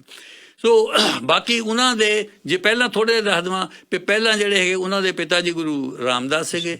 ਗੁਰੂ ਰਾਮਦਾਸ ਜੀ ਦੇ ਫਾਦਰ ਇਨ ਲਾ ਸੀਗੇ ਗੁਰੂ ਅਮਰਦਾਸ, ਤੇ ਪਹਿਲੇ ਗੁਰੂ ਹੋਏ ਗੁਰੂ ਨਾਨਕ ਦੇਵ ਜੀ। ਦੂਜੇ ਜਿਹੜੇ ਹੋਏ ਆ ਉਹ ਆਪਣੇ ਗੁਰੂ ਅੰਗਦ ਦੇਵ ਜੀ, ਮੈਨੂੰ ਵੀ ਗੁਰੂ ਅੰਗਦ ਦੇਵ ਜੀ, ਫਿਰ ਅਮਰਦਾਸ ਜੀ, ਰਾਮਦਾਸ ਜੀ, ਤੇ ਫਿਰ ਉਹ ਤੋਂ ਬਾਅਦ ਗੁਰੂ ਅਰਜਨ ਦੇਵ ਜੀ, ਤੇ ਆਪਣੇ ਗੁਰੂ ਹਰਗੋਬਿੰਦ, ਤੇ ਗੁਰੂ ਹਰ ਰਾਏ, ਤੇ ਹਰਕ੍ਰਿਸ਼ਨ, ਗੁਰੂ ਤੇਗ ਬਹਾਦਰ, ਤੇ ਗੁਰੂ ਗੋਬਿੰਦ ਸਿੰਘ ਜੀ। ਠੀਕ ਹੈ। ਇਹ ਸਾਰੇ ਆਪਾਂ ਇੱਕ ਵਾਰ ਅੱਗੇ ਕੀਤਾ ਸੀ, ਸਾਰੇ ਗੁਰੂ ਸਾਹਿਬਾਨ ਦੀ ਜਿਹੜੀ, ਇਹ ਸਾਰੇ ਗੁਰੂ ਸਾਹਿਬਾਨ ਇਸ ਧਰਤੀ ਦੇ ਉੱਤੇ ਕੋਈ 263 ਸਾਲ ਰਹੇ ਹੈ। 1469 ਤੋਂ ਲੈ ਕੇ 1708 ਤੱਕ ਕੋਈ 263 ਸਾਲ ਇਸ ਧਰਤੀ ਦੇ ਉੱਤੇ ਰਹੇ ਹੈ। ਸੋ ਆਪਾਂ ਗੱਲ ਕਰਨੀ ਹੈਗੀ ਹੁਣ ਇਸ ਸੈਕਸ਼ਨ ਦੀ, ਜਿਹੜਾ ਆ ਗੁਰੂ ਸਾਹਿਬ ਦਾ ਹੋਇਆ। ਹੁਣ ਇਹਦੇ ਵਿੱਚ ਇਹਨਾਂ ਦੀਆਂ ਇਹ ਜਿਹੜਾ ਗੁਰੂ ਅਰਜਨ ਦੇਵ ਜੀ ਦਾ ਟਾਈਮ ਆ, ਇਹ ਬਹੁਤ ਈਵੈਂਟਫੁਲ ਸੀਗਾ। ਇਹ ਅਨਈਵੈਂਟਫੁਲ ਨਾ ਸੀ। ਇਹ ਹਿਸਟੋਰੀਕਲੀ ਮੈਂ ਇਹ ਦੱਸ ਦੇਵਾਂ, ਸਾਰੇ ਗੁਰੂਆਂ ਦੀ ਜਿਹੜੀ ਸਿੱਖ ਮੂਵਮੈਂਟ ਨੂੰ ਕੰਟਰੀਬਿਊਸ਼ਨ ਆ ਉਹ ਇੱਕੋ ਜਿਹੀ ਨਹੀਂ ਹੈ। ਧਾਰਮਿਕ ਤੌਰ 'ਤੇ ਹੈ, ਜੋਤ ਇੱਕੋ ਹੀ ਆ, ਜੋਤ ਸਾਰਿਆਂ ਦੀ ਇੱਕ ਹੀ ਆ। ਪਰ ਜੇ ਆਪਾਂ ਇਹ ਕਹੀਏ ਵੀ ਜਿੰਨਾ ਕੰਮ ਗੁਰੂ ਗੋਬਿੰਦ ਸਿੰਘ ਜੀ ਨੇ ਕੀਤਾ ਉਨੇ ਗੁਰੂ ਹਰਕ੍ਰਿਸ਼ਨ ਜੀ ਨੇ ਕੀਤਾ, ਤਾਂ ਇੱਦਾਂ ਹਿਸਟੋਰੀਕਲੀ ਇੱਦਾਂ ਨਹੀਂ ਹੋਇਆ। ਸਾਰਿਆਂ ਦੀ ਕੰਟਰੀਬਿਊਸ਼ਨ ਅਲੱਗ-ਅਲੱਗ ਆ, ਕਿਸੇ ਦੀ ਕਿੰਨੀ ਹੈ, ਕਿਸੇ ਦੀ ਕਿੰਨੀ ਹੈ। ਸੋ ਇਹ ਜਿਹੜਾ ਪੀਰੀਅਡ ਹੈ ਗੁਰੂ ਅਰਜਨ ਦੇਵ ਜੀ ਦਾ, ਇਹ ਬਹੁਤ ਈਵੈਂਟਫੁਲ ਪੀਰੀਅਡ ਹੋਇਆ। ਇਹਦੇ ਵਿੱਚ ਬਹੁਤ ਗੱਲਾਂ ਹੋਈਆਂ ਜਾ ਕੇ ਇਹਦੇ ਵਿੱਚ। ਔਰ ਕੰਪੈਰੇਟਿਵਲੀ ਗੁਰੂ ਰਾਮਦਾਸ ਜੀ ਦਾ ਉਹਨਾਂ ਨਹੀਂ ਸੀ ਹੈ ਜਿੰਨਾ ਫਿਰ ਗੁਰੂ ਅਰਜਨ ਦੇਵ ਜੀ ਦਾ। ਇਹ ਨਹੀਂ ਸਮਝੋ 1581 ਤੋਂ ਲੈ ਕੇ 1606 ਤੱਕ ਜਾ ਕੇ ਬਹੁਤ ਕੰਮ ਕੀਤੇ ਜਾ ਕੇ। ਹੁਣ ਇਹਨਾਂ ਸਾਰਿਆਂ ਕੰਮਾਂ ਦੇ ਵਿੱਚੋਂ ਜੇ ਆਪਾਂ ਇਹ ਸ਼ੁਰੂ ਕਰੀਏ, ਇਹਦੇ ਚੋਂ ਇੱਕ ਖਾਸ ਗੱਲ ਜਿਹੜੀ ਮੈਂ ਕਹਿਣੀ ਚਾਹੁੰਦਾ ਹੈ ਵੀ ਇੱਥੇ ਆ ਕੇ ਇਹਨਾਂ ਦੀ ਅਪੁਆਇੰਟਮੈਂਟ ਵੇਲੇ ਗੁਰੂ ਗੱਦੀ ਜੱਦੀ ਹੋ ਗਈ। ਇੱਥੋਂ ਇਹ ਸ਼ੁਰੂ ਹੋ ਜਾਂਦੀ ਹੈ ਕਿਉਂਕਿ ਗੁਰੂ ਰਾਮਦਾਸ ਜੀ ਜਿਹੜੇ ਸੀਗੇ, ਗੁਰੂ ਰਾਮਦਾਸ ਜੀ ਸੋਢੀ ਕਲੈਨ ਨਾਲ ਤਲਕ ਰੱਖਦੇ ਸੀ। ਖੱਤਰੀਆਂ ਦਾ ਜਿਹੜਾ ਸੋਢੀ ਵੰਸ਼ ਸੀ ਉਹਦੇ ਨਾਲ ਤਲਕ ਰੱਖਦੇ ਸੀ। ਜਿਹੜੇ ਗੁਰੂ ਅਮਰਦਾਸ ਜੀ ਸੇ ਉਹ ਭੱਲਾ ਸਿੱਖ ਕਲੈਨ ਨਾਲ ਤਲਕ ਰੱਖਦੇ ਸੀ। ਗੁਰੂ ਅੰਗਦ ਦੇਵ ਜੀ ਤਰੇੜ ਨਾਲ ਰੱਖਦੇ ਸੀ। ਗੁਰੂ ਨਾਨਕ ਦੇਵ ਜੀ ਬੇਦੀ ਨਾਲ ਤੱਕਦੇ। ਇੱਥੋਂ ਫਿਰ ਜਿਹੜੀ ਗੱਦੀ ਹੁੰਦੀ ਹੈ ਫਿਰ ਸੋਢੀਆਂ 'ਚ ਹੀ ਰਹਿੰਦੀ ਹੈ ਅਖੀਰ ਤੱਕ ਫਿਰ ਸੋਢੀਆਂ 'ਚ ਹੀ ਰਹਿੰਦੀ ਹੈ। ਇੱਥੋਂ ਸ਼ੁਰੂ ਹੁੰਦੀ ਸੋਢੀਆਂ ਦੇ ਨਾਲ ਇੱਥੇ ਹੋਇਆ। ਹੁਣ ਜਿਹੜੀ ਆ ਜੀ ਅੱਛਾ ਹੁਣ ਜਿਹੜਾ ਹੈਗਾ ਕਿੰਨੇ ਅੱਛਾ ਹੁਣ ਤੁਸੀਂ ਇੱਥੋਂ ਦੇਖੋ, ਇੱਥੋਂ ਜਿਸ ਵੇਲੇ ਇਹਨਾਂ ਦੀ ਅਪੁਆਇੰਟਮੈਂਟ ਹੁੰਦੀ ਆ 1581 ਦੇ ਵਿੱਚ, ਇਹ ਸਾਰਿਆਂ 'ਚੋਂ ਛੋਟੇ ਸੀਗੇ ਉਮਰ ਦੇ ਵਿੱਚ। ਉਹਨਾਂ ਦੇ 3 ਬੇਟੇ ਸੀਗੇ। 3 ਬੇਟੇ ਸੀ, ਪ੍ਰਿਥੀ ਚੰਦ, ਮਹਾਦੇਵ ਤੇ ਇਹ ਜਿਹੜੇ ਜਿਹੜੀ ਸਭ ਤੋਂ ਛੋਟੇ ਸੀ। ਪ੍ਰਿਥੀ ਚੰਦ ਸਭ ਤੋਂ ਵੱਡਾ ਸੀਗਾ। ਸੋ ਉਸ ਵੇਲੇ ਕੀ ਹੋਇਆ ਵੀ ਪ੍ਰਿਥੀ ਚੰਦ ਜਿਸ ਵੇਲੇ ਇਹਨਾਂ ਦੀ ਅਪੁਆਇੰਟਮੈਂਟ ਹੋਈ ਤਾਂ ਪ੍ਰਿਥੀ ਚੰਦ ਨੇ ਵਿਰੋਧ ਕਰਨਾ ਸ਼ੁਰੂ ਕਰ ਦਿੱਤਾ। ਉਹਨੇ ਕਿਹਾ ਵੀ ਕਲੇਮ ਮੇਰਾ ਆ ਕਿਉਂਕਿ ਮੈਂ ਵੱਡਾ ਆ। ਹੁਣ ਇੱਥੋਂ ਕੀ ਗੱਲ ਸ਼ੁਰੂ ਹੋ ਜਾਂਦੀ ਹੈ, ਇੱਥੋਂ ਜਿੱਦਾਂ ਸਮਝੋ ਬਾਦਸ਼ਾਹਤ ਦੇ ਵਿੱਚ ਕਲੇਮ ਆਉਣ ਲੱਗ ਪਿਆ, ਇੱਦਾਂ ਹੀ ਗੁਰੂਸ਼ਿਪ ਤੇ ਉਹਨੇ ਕਲੇਮ ਕੀਤਾ ਇਸ ਗੱਲ ਦੇ ਉੱਤੇ ਵੀ ਮੇਰਾ ਹੱਕ ਬਣਦਾ ਜੀ, ਮੈਨੂੰ ਬਣਾਓ। ਉਹ ਕਹਿੰਦੇ ਵੀ ਨਹੀਂ ਤੂੰ ਉਹ ਬੇਕਾਰ ਆਦਮੀ ਆ, ਉਹ ਹੀ ਵਾਜ਼ ਨਾਟ ਏ ਗੁੱਡ ਮੈਨ, ਠੀਕ ਹੈ ਜੀ। ਉਹਨੂੰ ਵੀ ਨਹੀਂ ਕੀਤਾ। ਜਿਹੜੇ ਮਹਾਦੇਵ ਸੇ ਹੀ ਵਾਜ਼ ਟੂ ਅਨਵਰਲਡਲੀ, ਜਿੱਦਾਂ ਉਹ ਪੂਜਾ ਪਾਠ 'ਚ ਜ਼ਿਆਦਾ ਰਹਿੰਦਾ ਸੀ, ਉਹਨੇ ਕਿਹਾ ਵੀ ਇਹ ਤੋਂ ਵੀ ਕੰਮ ਕਰ ਸਾਹ ਨਹੀਂ ਹੋਣਾ, ਪਰ ਉਹਨੇ ਕੋਈ ਇਤਰਾਜ਼ ਨਹੀਂ ਕੀਤਾ। ਇਤਰਾਜ਼ ਕੀਤਾ ਤਾਂ ਉਹ ਪ੍ਰਿਥੀ ਨੇ ਕੀਤਾ ਜੀ। ਔਰ ਵਾਇਲੈਂਟਲੀ ਉਹਨੂੰ ਕੀਤਾ ਜਾ ਕੇ, ਉਹ ਜ਼ੋਰ ਨਾਲ ਫਿਰ ਕੀਤਾ ਜਾ ਕੇ ਵੀ ਇਹ ਜਿਹੜਾ ਹੈਗਾ ਮੈਂ ਕਿਸੇ ਹਾਲਤ ਵਿੱਚ ਵੀ ਇਹਨਾਂ ਨੂੰ ਬਣ ਨਹੀਂ ਦੇਣਾ ਹੈਗਾ ਜੀ। ਪਰ ਫਿਰ ਵੀ ਉਹਨੇ 1581 ਦੇ ਵਿੱਚ ਇਹ ਉਸ ਵੇਲੇ ਉਹਨਾਂ ਦੇ ਗੁਰੂ ਰਾਮਦਾਸ ਜੀ ਦੇ ਇੱਕ ਕਜ਼ਨ ਦੇ ਮੁੰਡੇ ਦੀ ਸ਼ਾਦੀ ਸੀ, ਉਹਦੇ 'ਚ ਲਾਹੌਰ ਗਏ ਹੋ ਸੀਗੇ। ਉਹਨੇ ਲਾਹੌਰ ਤੋਂ ਫਿਰ ਆ ਕੇ ਲਾਹੌਰ ਤੋਂ ਜਦ ਆਏ ਤੇ ਇਹਨਾਂ ਨੂੰ ਉਹਨੂੰ ਗੁਰੂ ਜਿਹੜਾ ਥਾਪ ਦਿੱਤਾ। ਸੋ 1581 ਦੇ ਵਿੱਚ ਗੁਰੂਸ਼ਿਪ ਜਿਹੜੀ ਹੈਗੀ ਉਹ 5ਵੇਂ ਗੁਰੂ ਸਾਹਿਬ ਦੇ ਕਮਾਂਡ ਦੇ ਹੇਠ ਆ ਗਈ ਜਾ ਕੇ। ਅੱਛਾ ਜੀ, ਹਾਂਜੀ। ਹੁਣ ਆਪਾਂ ਸ਼ੁਰੂ ਕਰਨੇ ਇਹ ਹੈਗੇ ਜਾ ਕੇ ਜੀ ਵੀ ਇਹ ਜਿਹੜੇ ਹੈਗੇ ਆ ਇਹ ਗੁਰੂਸ਼ਿਪ ਦੇ ਜਿਹੜੇ ਇਨੀ ਸਾਰੇ ਟਾਈਮ ਦੇ ਵਿੱਚ ਕੀਤਾ ਕੀ ਜਾ ਕੇ। ਇਹ ਤੋਂ ਪਹਿਲਾਂ ਕਿ ਮੈਂ ਇਹ ਗੱਲ ਕਰਾਂ ਜਾ ਕੇ ਜੀ ਵੀ ਜਿਹੜੇ ਉਹਨਾਂ ਦੇ ਕੰਮ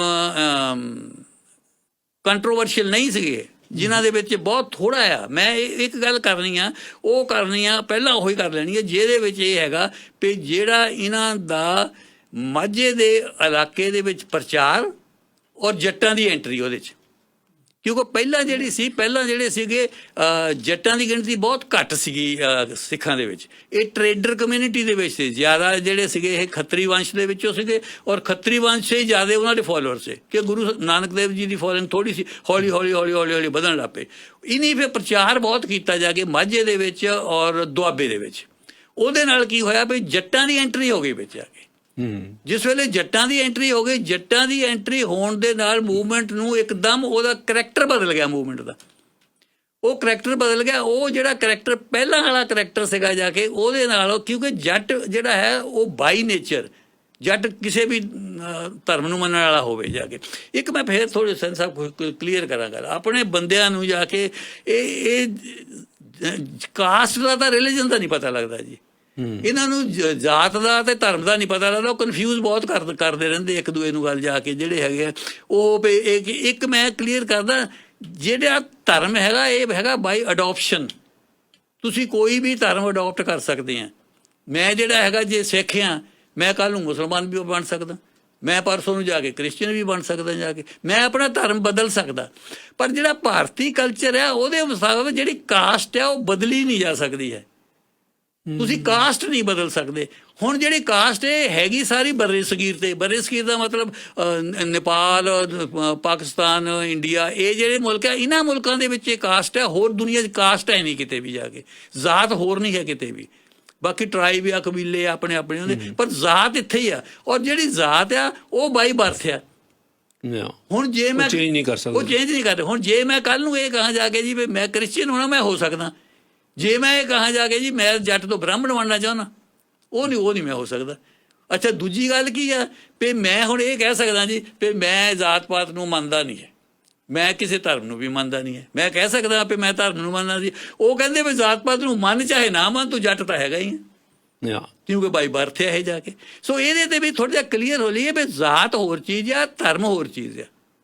ਬਿਲਕੁਲ ਹਾਂਜੀ, ਆਪਾਂ ਯਾ ਤੇ ਧਰਮ ਜਿਹੜਾ ਹੈਗਾ ਆ, ਧਰਮ ਬਦਲਿਆ ਜਾ ਸਕਦਾ ਹੈ। ਜ਼ਾਤ ਜਿਹੜੀ ਹੈਗੀ ਆ ਇੰਡੀਅਨ ਫਲਸਫੇ ਦੇ ਮਤਲਬ ਇਹ ਬਾਈ ਬਰਥ ਆ, ਬਦਲੀ ਨਹੀਂ ਜਾ ਸਕਦੀ, ਤੁਸੀਂ ਉੱਥੇ ਰਹਿਣਾ ਹੈਗਾ ਜਾ ਕੇ। ਸੋ ਉਹ ਤੋਂ ਬਾਅਦ ਹੁਣ ਆਪਾਂ ਸ਼ੁਰੂ ਕਰਦੇ ਹਾਂ ਜੀ ਉਹਨਾਂ ਦੀਆਂ ਪਹਿਲੀਆਂ ਅਚੀਵਮੈਂਟ, ਜਦੋਂ ਉਹਨੇ ਮਾਝੇ ਦੇ ਦੁਆਬੇ ਦੇ ਵਿੱਚ ਪ੍ਰਚਾਰ ਕਰਕੇ ਜੱਟਾਂ ਦੀ ਆਪਣੇ ਐਂਟਰੀ ਕਰਵਾਈ ਐਂਟਰੀ ਸਿੱਖ ਧਰਮ ਦੇ ਵਿੱਚ। ਸਿੱਖ ਧਰਮ ਦੇ ਵਿੱਚ ਬੜੀ ਲਾਰਜ ਗਿਣਤੀ ਦੇ ਵਿੱਚ ਸਿੱਖ ਉਹਦੇ ਵਿੱਚ ਆਏ ਜਾ ਕੇ, ਸੌਰੀ ਜੱਟ ਆਏ ਉਹਦੇ ਵਿੱਚ। ਜੱਟ ਆ ਕੇ ਸਿੱਖੀ ਦਾ ਧੁਰਾ ਬਣ ਗਏ ਉਸ ਵੇਲੇ। ਖੇਤੀ ਕਰਨ ਵਾਲੇ ਕਿਸਾਨ ਸੀ, ਖੇਤੀ ਕਰਨ ਵਾਲੇ ਕਿਸਾਨਾਂ ਦੇ ਵਿੱਚ ਆ ਪ੍ਰਚਾਰ ਹੋਇਆ। ਤਾਂ ਉਹ ਬੇਸਿਕਲੀ ਹੁਣ ਮੈਂ ਇਹ ਦੱਸਣਾ ਚਾਹੁੰਦਾ ਵੀ ਇਹ ਜਿਹੜੀ ਮੂਵਮੈਂਟ ਆ ਹੌਲੀ ਹੌਲੀ ਕਿਸਾਨੀ ਮੂਵਮੈਂਟ ਕਿੱਦਾਂ ਕਨਵਰਟ ਹੋਈ ਹੈ ਜਾ ਕੇ। ਕਿਸਾਨੀ ਮੂਵਮੈਂਟ, ਕਿਉਂਕਿ ਬਾਅਦ ਦੇ ਵਿੱਚ ਆਪਾਂ ਨੂੰ ਯਾਦ ਹੈ ਆਪਾਂ ਇੱਕ ਪ੍ਰੋਗਰਾਮ ਇੱਥੇ ਕੀਤੇ ਸੀਗੇ ਕਈ ਜਾ ਕੇ ਵੀ ਇਹ ਜਿਹੜੀ ਮੂਵਮੈਂਟ ਜਿਸ ਵੇਲੇ 10ਵੇਂ ਗੁਰੂ ਸਾਹਿਬ ਤੋਂ ਬਾਅਦ ਸ਼ੁਰੂ ਹੋਈ ਤਾਂ ਇਹ ਮੂਵਮੈਂਟ ਸਿਰਫ ਵਜ਼ੀਰ ਖਾਂ ਤੋਂ ਬਦਲਾ ਲਊ ਮੂਵਮੈਂਟ ਨਹੀਂ ਸੀ ਹੈ। ਇਹ ਜਿਹੜੀ ਮੂਵਮੈਂਟ ਸੀ ਜ਼ੁਲਮ ਦੇ ਖਿਲਾਫ ਔਰ ਜਿਹੜੇ ਜ਼ਮੀਨੀ ਸੁਧਾਰਾਂ ਦੇ ਮਜ਼ਾਰਿਆਂ ਦੇ ਹੱਕ ਦੇ ਵਿੱਚ ਮੂਵਮੈਂਟ ਚੱਲੀ ਆ, ਜਿਹਦੀ ਜ਼ਮੀਨ ਦਵਾਈ ਉਹਨਾਂ ਨੂੰ। ਇਹ ਆਪਾਂ ਕਰ ਚੁੱਕੇ ਹਾਂ ਮੂਵਮੈਂਟ। ਹੁਣ ਉਹਦਾ ਕਿੱਥੋਂ ਮੂਵਮੈਂਟ ਨਿਕਲਦੀ ਆ ਉਹਦੀ ਗੱਲ ਆਪਾਂ ਕਰਾਂਗੇ। ਹਾਂ ਪਰ ਸਰ ਤੁਸੀਂ ਦੱਸਣ ਲੱਗੇ ਸੀ ਬਈ ਗੁਰੂ ਸਾਹਿਬ ਦਾ ਜਿਹੜਾ ਪੀਰੀਅਡ ਸੀ ਉਹ ਬੜਾ ਇਵੈਂਟਫੁਲ ਸੀ। ਅੱਛਾ, ਆ ਜਿਹੜੀ ਮੈਂ ਗੱਲ ਕਰਨ ਲੱਗਾ, ਇਹਨੂੰ ਜਿਹੜੇ ਉਹਨਾਂ ਦੇ ਮੁੱਖ ਕੰਮ ਆ, ਆਮ ਇਤਿਹਾਸਕਾਰ ਇਹਨੂੰ ਮੁੱਖ 'ਚ ਨਹੀਂ ਰੱਖਦੇ ਹੈ। ਕਿਹੜਾ? ਜਿੱਦਾਂ ਜਿਹੜਾ ਮਾਝੇ ਦੇ ਵਿੱਚ ਪ੍ਰਚਾਰ ਹੋਣਾ, ਜਿਹੜਾ ਪ੍ਰਚਾਰ ਹੋਇਆ ਜੱਟਾਂ ਦੇ ਵਿੱਚ, ਉਹਦੇ ਨੂੰ ਮੁੱਖ ਵਾਲੇ 'ਚ ਨਹੀਂ ਰੱਖਦੇ, ਪਰ ਉਹ ਹੈਗਾ, ਉਹ ਮੁੱਖ ਹੈ ਜਿਹਨ ਮੂਵਮੈਂਟ ਨੂੰ ਖੜੀ ਕੀਤਾ। ਮੈਂ ਹੁਣ ਦੱਸਦਾ ਕਿੱਦਾਂ ਜੀ। ਹੁਣ ਜਿਸ ਵੇਲੇ ਉਹਨੇ ਪ੍ਰਚਾਰ ਕੀਤਾ ਜੀ ਤਾਂ ਉਹਦੇ ਵਿੱਚ ਵੱਡੀ ਗਿਣਤੀ ਦੇ ਵਿੱਚ ਜਿਹੜੇ ਹੈਗੇ ਆ ਜੱਟ ਮੂਵਮੈਂਟ ਦੇ ਵਿੱਚ ਆ ਗਏ, ਘੇਰਾ ਵੱਧ ਗਿਆ, ਜੱਟਾਂ ਦੇ ਜ਼ਿਆਦਾ ਆ ਗਿਆ।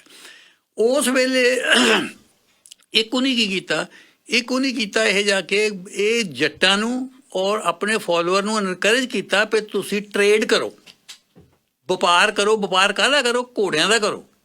ਅੱਛਾ, ਵਪਾਰ ਘੋੜਿਆਂ ਦਾ ਕਰੋ। ਤਾਂ ਉਹਨੇ ਫਿਰ ਘੋੜਿਆਂ ਦੇ ਵਪਾਰ ਨੂੰ ਜਦ ਐਨਕਰੇਜ ਕੀਤਾ ਤਾਂ ਫਿਰ ਜਿਹੜੇ ਉਹਨਾਂ ਦੇ ਫੋਲੋਅਰ ਸੀ ਉਹ ਘੋੜੇ ਮਿਲਦੇ ਸੀ ਜ਼ਿਆਦਾ ਅਰਬ ਚੋਂ ਵਧੀਆ। ਉਹ ਫਿਰ ਅਰਬ ਨੂੰ ਜਾਂਦੇ ਸੀਗੇ ਇਹ ਘੋੜੇ ਖਰੀਦਣ। ਅੱਛਾ, ਹੁਣ ਜੇ ਅਰਬ ਨੂੰ ਜਾਂਦੇ ਸੀਗੇ ਤਾਂ ਉਹਦੇ ਵਿੱਚ ਇੱਕ ਤਾਂ ਉਹਨਾਂ ਦਿਨਾਂ ਦੇ ਵਿੱਚ ਇਹ ਬੜੀ ਧਾਰਨਾ ਸੀ ਇੰਡੀਅਨ ਲੋਕਾਂ ਦੇ ਵਿੱਚੋਂ ਜੀ ਵੀ ਹਿੰਦੁਸਤਾਨ ਦੀ ਹੱਦ ਜੇ ਤੁਸੀਂ ਪਾਰ ਕਰ ਜਾਂਦੇ ਆ ਤਾਂ ਤੁਹਾਡਾ ਧਰਮ ਖਰਾਬ ਹੋ ਜਾਂਦਾ। ਇੱਕ ਤਾਂ ਉਹਨੀ ਇਹ ਵਹਿਮ ਜਿਹੜਾ ਸੀ ਉਹਨਾਂ ਟੁੱਟਾ ਇਹ ਜਾ ਕੇ ਵੀ ਨਹੀਂ ਵੀ ਕੋਈ ਖਰਾਬ ਨਹੀਂ ਹੁੰਦੀ। ਅੱਛਾ, ਦੂਜੇ ਜਿਸ ਵੇਲੇ ਉਹ ਗਏ ਉੱਥੋਂ ਘੋੜੇ ਲੈਣ ਗਏ, ਘੋੜੇ ਜਦ ਲੈ ਕੇ ਆਉਂਦੇ ਸੀ ਉਹ ਗੁੱਡ ਘੋੜਸਵਾਰ ਬਣ ਗਏ। ਹਾਂ, ਉਹ ਜਿਹੜੇ ਸੀਗੇ ਉਹਨਾਂ ਨੂੰ ਘੋੜਸਵਾਰ ਚੰਗੇ ਬਣ ਗਏ ਜਾ ਕੇ। ਉਹਨਾਂ ਨੂੰ ਘੋੜੇ ਨੂੰ ਹੈਂਡਲ ਕਰਨਾ, ਘੋੜੇ ਤੇ ਚੜ੍ਹਨਾ, ਘੋੜੇ ਤੇ ਦੌੜਨਾ, ਉਹ ਆ ਗਿਆ ਜਾ ਕੇ ਉਹਨਾਂ ਨੂੰ। ਤੀਜਾ ਉਹਨਾਂ ਨੂੰ ਇਹ ਹੈ ਵੀ ਜਿਸ ਵੇਲੇ ਉਹ ਘੋੜੇ ਲੈ ਕੇ ਆਉਂਦੇ ਸੀ ਤਾਂ ਰਾਹ 'ਚ ਉਹਨਾਂ ਨੂੰ ਡਾਕੂ ਪੈਂਦੇ ਹੁੰਦੇ ਸੀ ਜੀ, ਘੋੜਿਆਂ ਨੂੰ ਲੁੱਟਣ ਨੂੰ। ਉਹਨਾਂ ਨੂੰ ਫਿਰ ਲੜਨਾ ਪੈਂਦਾ ਸੀ, ਨਾਲ ਤਲਵਾਰਾਂ ਰੱਖਣੀਆਂ ਪੈਂਦੀਆਂ ਸੀ ਕਿਉਂਕਿ ਉਹਨਾਂ ਨੂੰ ਬਚਾਉਣਾ ਸੀ। ਉਹਦੇ ਨਾਲ ਕੀ ਹੋਇਆ ਜੀ, ਉਹ ਜੰਗਜੂ ਵੀ ਬਣ ਗਿਆ ਜੀ ਕਿਉਂਕਿ ਉਹਨੂੰ ਲੜਨਾ ਪੈਂਦਾ ਸੀ। ਉਹਨੂੰ ਟ੍ਰੇਨਿੰਗ ਇੱਕ ਕਿਸਮ ਦੀ ਮਿਲਦੀ ਗਈ ਜਾ ਕੇ ਵੀ ਇਹਨਾਂ ਨੂੰ ਘੋੜਿਆਂ ਨੂੰ ਜੇ ਬਚਾਉਣਾ ਹੈਗਾ ਇਹ ਡਾਕੂਆਂ ਤੋਂ ਤਾਂ ਇਹਨਾਂ ਨੂੰ ਸਾਨੂੰ ਲੜਨਾ ਪੈਣਾ ਜਾ ਕੇ ਜੀ। ਉਹ ਜਿਹੜੇ ਇਹ ਤਲਵਾਰਬਾਜ਼ ਵੀ ਬਣ ਗਏ ਜਾ ਕੇ ਤੇ ਘੋੜਸਵਾਰ ਵੀ ਬਣ ਗਏ। ਤਾਂ ਉਹਦੇ ਨਾਲ ਕੀ ਹੋਇਆ, ਇੱਕ ਕਿਸਮ ਦੇ ਨਾਲ ਗੁਰੂ ਹਰਗੋਬਿੰਦ ਸਾਹਿਬ ਨੇ ਜਿਸ ਵੇਲੇ ਫੌਜ ਬਣਾਈ ਤਾਂ ਉਹਨਾਂ ਨੂੰ ਬਣਿਆ ਬਣਾਇਆ ਸਮਾਨ ਮਿਲ ਗਿਆ ਕਿਉਂਕਿ ਉਹ ਆਲਰੇਡੀ ਟ੍ਰੇਨਡ ਹੋਏ ਸੀਗੇ ਜਾ ਕੇ ਉਸ ਵੇਲੇ ਹੋਇਆ ਇਹ। ਔਰ ਉਹ ਤੋਂ ਬਾਅਦ ਸਿੱਖ ਮੂਵਮੈਂਟ ਨੂੰ ਫਿਰ ਇਨਕਲਾਬੀ ਜਿਹੜਾ ਲੀਹਾਂ ਦੇ ਉੱਤੇ ਪਾਉਣ ਦੇ ਲਈ ਬੜਾ ਇਸ ਗੱਲ ਨੇ ਯੋਗਦਾਨ ਪਾਇਆ। ਸੋ ਅਰਬ ਚੋਂ ਲਿਆ ਕੇ ਘੋੜੇ ਉਹ ਹਿੰਦੁਸਤਾਨ 'ਚ ਵੇਚ ਦਿੰਦੇ ਸੀਗੇ ਔਰ ਰੱਖਦੇ ਵੀ ਸੀਗੇ। ਹੁਣ ਮਸੰਦਾਂ ਸਾਰਿਆਂ ਕੋਲ ਘੋੜੇ ਹੁੰਦੇ ਸੀਗੇ। ਮਸੰਦ ਜਿਹੜੇ ਜਦ ਇੱਕ ਜਗ੍ਹਾ ਤੋਂ ਦੂਜੀ ਜਗ੍ਹਾ ਪ੍ਰਚਾਰ ਕਰਨ ਜਾਂਦੇ ਸੀ ਉਹ ਘੋੜਿਆਂ ਤੇ ਜਾਂਦੇ ਸੀਗੇ ਜਾ ਕੇ। ਉਹ ਘੋੜੇ ਵੀ ਫਿਰ ਉਹਨਾਂ ਨੂੰ ਵਧੀਆ ਘੋੜੇ ਮਿਲੇ ਜਿਹੜੇ ਉੱਥੋਂ ਅਰਬੀ ਘੋੜੇ ਹੁੰਦੇ ਸੀਗੇ ਜਾ ਕੇ। ਇੱਕ ਤਾਂ ਇਹ ਬੜਾ ਹੋਇਆ ਯਾਰ। ਅੱਛਾ, ਦੂਜਾ ਇੱਕ ਮੈਂ ਕਰਨਾ ਚਾਹੁੰਦਾ, ਇਹਦੇ ਤੇ ਥੋੜ੍ਹਾ ਜਿਹਾ ਟਾਈਮ ਲੱਗਣਾ। ਉਸ ਵੇਲੇ ਪੰਜਾਬ ਦੇ ਵਿੱਚ ਕਿਸਾਨੀ ਮੂਵਮੈਂਟ, ਕਿਸਾਨੀ ਸੰਘਰਸ਼ ਸ਼ੁਰੂ ਹੋਇਆ ਸੀ। ਉਹ ਹੋਇਆ ਕਿੱਦਾਂ ਸੀਗਾ ਜੀ? ਹੁਣ ਉਸ ਗੱਲ, ਹੁਣ ਜਿਸ ਬੰਦੇ ਦੀ ਮੈਂ ਗੱਲ ਕਰਨ ਲੱਗਾ ਇਸ ਬੰਦੇ ਬਾਰੇ ਲਿਖਿਆ ਆ ਸਾਨੂੰ ਕੁਛ ਮਿਲਦਾ ਹੀ ਨਹੀਂ ਹੈ। ਕੁਛ ਨਹੀਂ ਲਿਖਿਆ, ਕੋਈ ਨਾ ਗੌਰਮੈਂਟ ਨੇ ਲਿਖਾਇਆ, ਨਾ ਇਤਿਹਾਸਕਾਰਾਂ ਨੇ ਲਿਖਾਇਆ, ਨਾ ਹੋਇਆ ਕਿਸੇ ਨੇ ਲਿਖਾਇਆ। ਪਰ ਉਹ 400 ਸਾਲ ਤੋਂ ਬਾਅਦ ਵੀ ਉਹ ਬੰਦਾ ਅੱਜ ਵੀ ਜੀਂਦਾ ਜਾ ਕੇ ਜੀ। ਅੱਛਾ, ਉਹ ਕੀ ਹੋਇਆ ਜੀ? ਉਸ ਬੰਦੇ ਦਾ ਜਨਮ ਜਿਹਦਾ ਮੈਂ ਗੱਲ ਕਰਨ ਲੱਗਾ ਦੁੱਲੇ ਭੱਟੀ ਦੀ ਜੀ। ਹੁਣ ਦੁੱਲੇ ਭੱਟੀ ਦਾ ਜਿਹੜਾ ਜਨਮ ਹੋਇਆ, ਗੁਰੂ ਸਾਹਿਬ ਦਾ ਜਨਮ ਹੋਇਆ 1563 ਦੇ ਵਿੱਚ, ਦੁੱਲੇ ਭੱਟੀ ਦਾ ਜਨਮ ਹੋਇਆ 1569 ਦੇ ਵਿੱਚ। ਅੱਛਾ, ਉਹ ਉਹਨਾਂ ਤੋਂ 6 ਸਾਲ ਛੋਟਾ ਸੀ। ਹੁਣ ਉਹ ਦੁੱਲੇ ਭੱਟੀ ਨੂੰ ਜਿਸ ਵੇਲੇ ਕਤਲ ਕੀਤਾ ਗਿਆ, ਉਹ ਕੀਤਾ ਗਿਆ 1599 ਦੇ ਵਿੱਚ। ਠੀਕ ਹੈ ਨਾ ਜੀ। ਗੁਰੂ ਸਾਹਿਬ ਦੀ ਸ਼ਹੀਦੀ ਹੋਈ ਆ 1606 ਦੇ ਵਿੱਚ। ਗੁਰੂ ਗ੍ਰੰਥ ਸਾਹਿਬ ਦੀ ਕੰਪਾਈਲੇਸ਼ਨ ਹੋਈ ਆ 1604 ਦੇ ਵਿੱਚ। ਹੁਣ ਇਹ ਜਿਹੜਾ ਪੀਰੀਅਡ ਸੀ ਦੁੱਲੇ ਭੱਟੀ ਦਾ ਪੀਰੀਅਡ, ਉਹ ਗੁਰੂ ਅਰਜਨ ਦੇਵ ਜੀ ਦਾ ਪੀਰੀਅਡ, ਇਹ ਇੱਕ ਪੀਰੀਅਡ ਸੀ ਜਿਹਦੇ ਵਿੱਚ ਦੋਨੋਂ ਜਿਹੜੇ ਹੈਗੇ ਆ ਆਪਣੇ ਆਪਣੇ ਹਿਸਾਬ ਦੇ ਨਾਲ Coexist ਕਰਦੇ ਸੀ। ਕੰਮ ਕਰ ਰਹੇ ਆ। ਦੁੱਲਾ ਭੱਟੀ ਆਪਣੇ ਤੌਰ ਤੇ ਕੰਮ ਕਰ ਰਿਹਾ, ਇਹ ਆਪਣੇ ਤੌਰ ਤੇ ਕੰਮ ਕਰ ਰਹੇ ਆ। ਅੱਛਾ, ਗੁਰੂ ਸਾਹਿਬ ਦਾ ਵੀ ਜ਼ਿਆਦਾ ਬੇਸ ਕਿਸਾਨੀ ਵਿੱਚ ਆ ਗਿਆ, ਦੁੱਲੇ ਭੱਟੀ ਦਾ ਵੀ ਸਾਰਾ ਕਿਸਾਨੀ ਸੀਗਾ। ਦੁੱਲੇ ਭੱਟੀ ਨੂੰ ਹੁਣ ਤੱਕ ਜਿਹੜਾ ਪੇਸ਼ ਕੀਤਾ ਗਿਆ ਉਹ ਇੱਕ ਧਾੜਵੀ, ਡਾਕੂ, ਲੁਟੇਰੇ ਦੇ ਤੌਰ ਤੇ ਪੇਸ਼ ਕੀਤਾ ਗਿਆ। ਪਰ ਦੁੱਲੇ ਨੇ ਪੰਜਾਬ ਦੇ ਕਿਸਾਨਾਂ ਦੇ ਉੱਤੇ ਕਿ ਦੁੱਲੇ ਨਾਟ ਓਨਲੀ ਦੁੱਲੇ ਨੇ, ਦੁੱਲੇ ਦੇ ਬਾਬੇ ਨੇ ਸਾਂਦਲ ਨੇ, ਉਹਦੇ ਬਾਪ ਫਰੀਦ ਨੇ, ਉਹਨਾਂ ਨੇ ਵੀ ਕਿਸਾਨੀ ਲਹਿਰ ਨੂੰ ਅੱਗੇ ਜਨਮ ਦਿੱਤਾ। ਜਿਸ ਵੇਲੇ ਭਾਰੀ ਟੈਕਸ ਲੱਗ ਗਿਆ, ਉਹਨੇ ਟੈਕਸਾਂ ਦੇ ਖਿਲਾਫ ਵਿਰੋਧ ਕੀਤਾ ਔਰ ਉਹਨਾਂ ਨੂੰ ਜਿਹੜਾ ਹੈਗਾ ਕਤਲ ਕਰ ਦਿੱਤਾ ਗਿਆ। ਦੁੱਲੇ ਦਾ ਜਨਮ ਵੀ ਜਿਹੜਾ ਹੋਇਆ ਆਪਣੇ ਬਾਪ ਦੇ ਕਤਲ ਹੋਣ ਤੋਂ ਬਾਅਦ ਹੋਇਆ ਜਾ ਕੇ, ਠੀਕ ਹੈ। ਸੋ ਦੁੱਲੇ ਦਾ ਜਿਹੜਾ ਇੱਕ ਹੁਣ ਦੇਖੋ, ਦੁੱਲੇ ਦਾ area of activities we Punjab C, Guru Sahib the area of activities ਵੀ ਪੰਜਾਬ ਸੀ। ਦੁੱਲਾ ਵੀ ਆਪਣੇ ਸਮੇਂ ਦਾ ਬਹੁਤ ਪ੍ਰੋਮੀਨੈਂਟ ਬੰਦਾ ਸੀਗਾ, ਗੁਰੂ ਸਾਹਿਬ ਵੀ ਆਪਣੇ ਟਾਈਮ ਦੇ ਵਿੱਚ ਬੜੇ ਪ੍ਰੋਮੀਨੈਂਟ ਬੰਦੇ ਸੀਗੇ। ਦੋਨੇ ਹੀ ਮੁਗਲਾਂ ਦੇ ਖਿਲਾਫ, ਸਰਕਾਰ ਦੇ ਖਿਲਾਫ। ਹੁਣ ਦੋਨੋਂ ਜਿਹੜੇ ਸੀਗੇ, ਜਾਂ ਇਹ ਮੁਗਲਾਂ ਦੇ ਸਰਕਾਰ ਖਿਲਾਫ ਮੈਂ ਉਸ ਵੇਲੇ ਅਜੇ ਨਹੀਂ ਕਹਿਣਾ ਚਾਹੁੰਦਾ, ਕਿਉਂਕਿ ਗੁਰੂ ਅਰਜਨ ਦੇਵ ਜੀ ਨੇ ਇਦਾਂ ਨਹੀਂ ਕਿਹਾ, ਪਰ ਦੋਨੋਂ ਹੀ ਕਿਸਾਨੀ ਦੇ ਹੱਕ ਵਿੱਚ ਸੀਗੇ। ਹੁਣ ਇਹ ਸਮਝਣਾ ਵੀ ਗੁਰੂ ਸਾਹਿਬ ਦੁੱਲੇ ਨੂੰ ਜਾਣਦੇ ਹੀ ਨਾ ਹੋਊਗੇ ਜਾਂ ਦੁੱਲਾ ਗੁਰੂ ਸਾਹਿਬ ਨੂੰ ਜਾਣਦਾ ਹੀ ਨਾ ਹੋਊਗਾ, ਇਹ ਗੱਲ ਪੱਲੇ ਪੈਂਦੀ ਨਹੀਂ ਹੈ। ਇਹ ਗੱਲ ਮੈਂ ਹੁਣ ਤਾਂ ਕਰ ਰਿਹਾ ਵੀ ਤੁਸੀਂ, ਕਿਉਂਕਿ ਪਹਿਲੀ ਵਾਰ ਗੱਲ ਹੋ ਰਹੀ ਹੈ, ਇਸ ਕਰਕੇ ਇਹ ਨਾ ਸਮਝਿਆ ਜਾਵੇ ਵੀ ਇਹ ਤਾਂ ਜੀ ਪਹਿਲੀ ਵਾਰ, ਇਸ ਕਰਕੇ ਤੇ ਗੱਲ ਕਰਨ ਦੀ ਲੋੜ ਨਹੀਂ ਹੈ।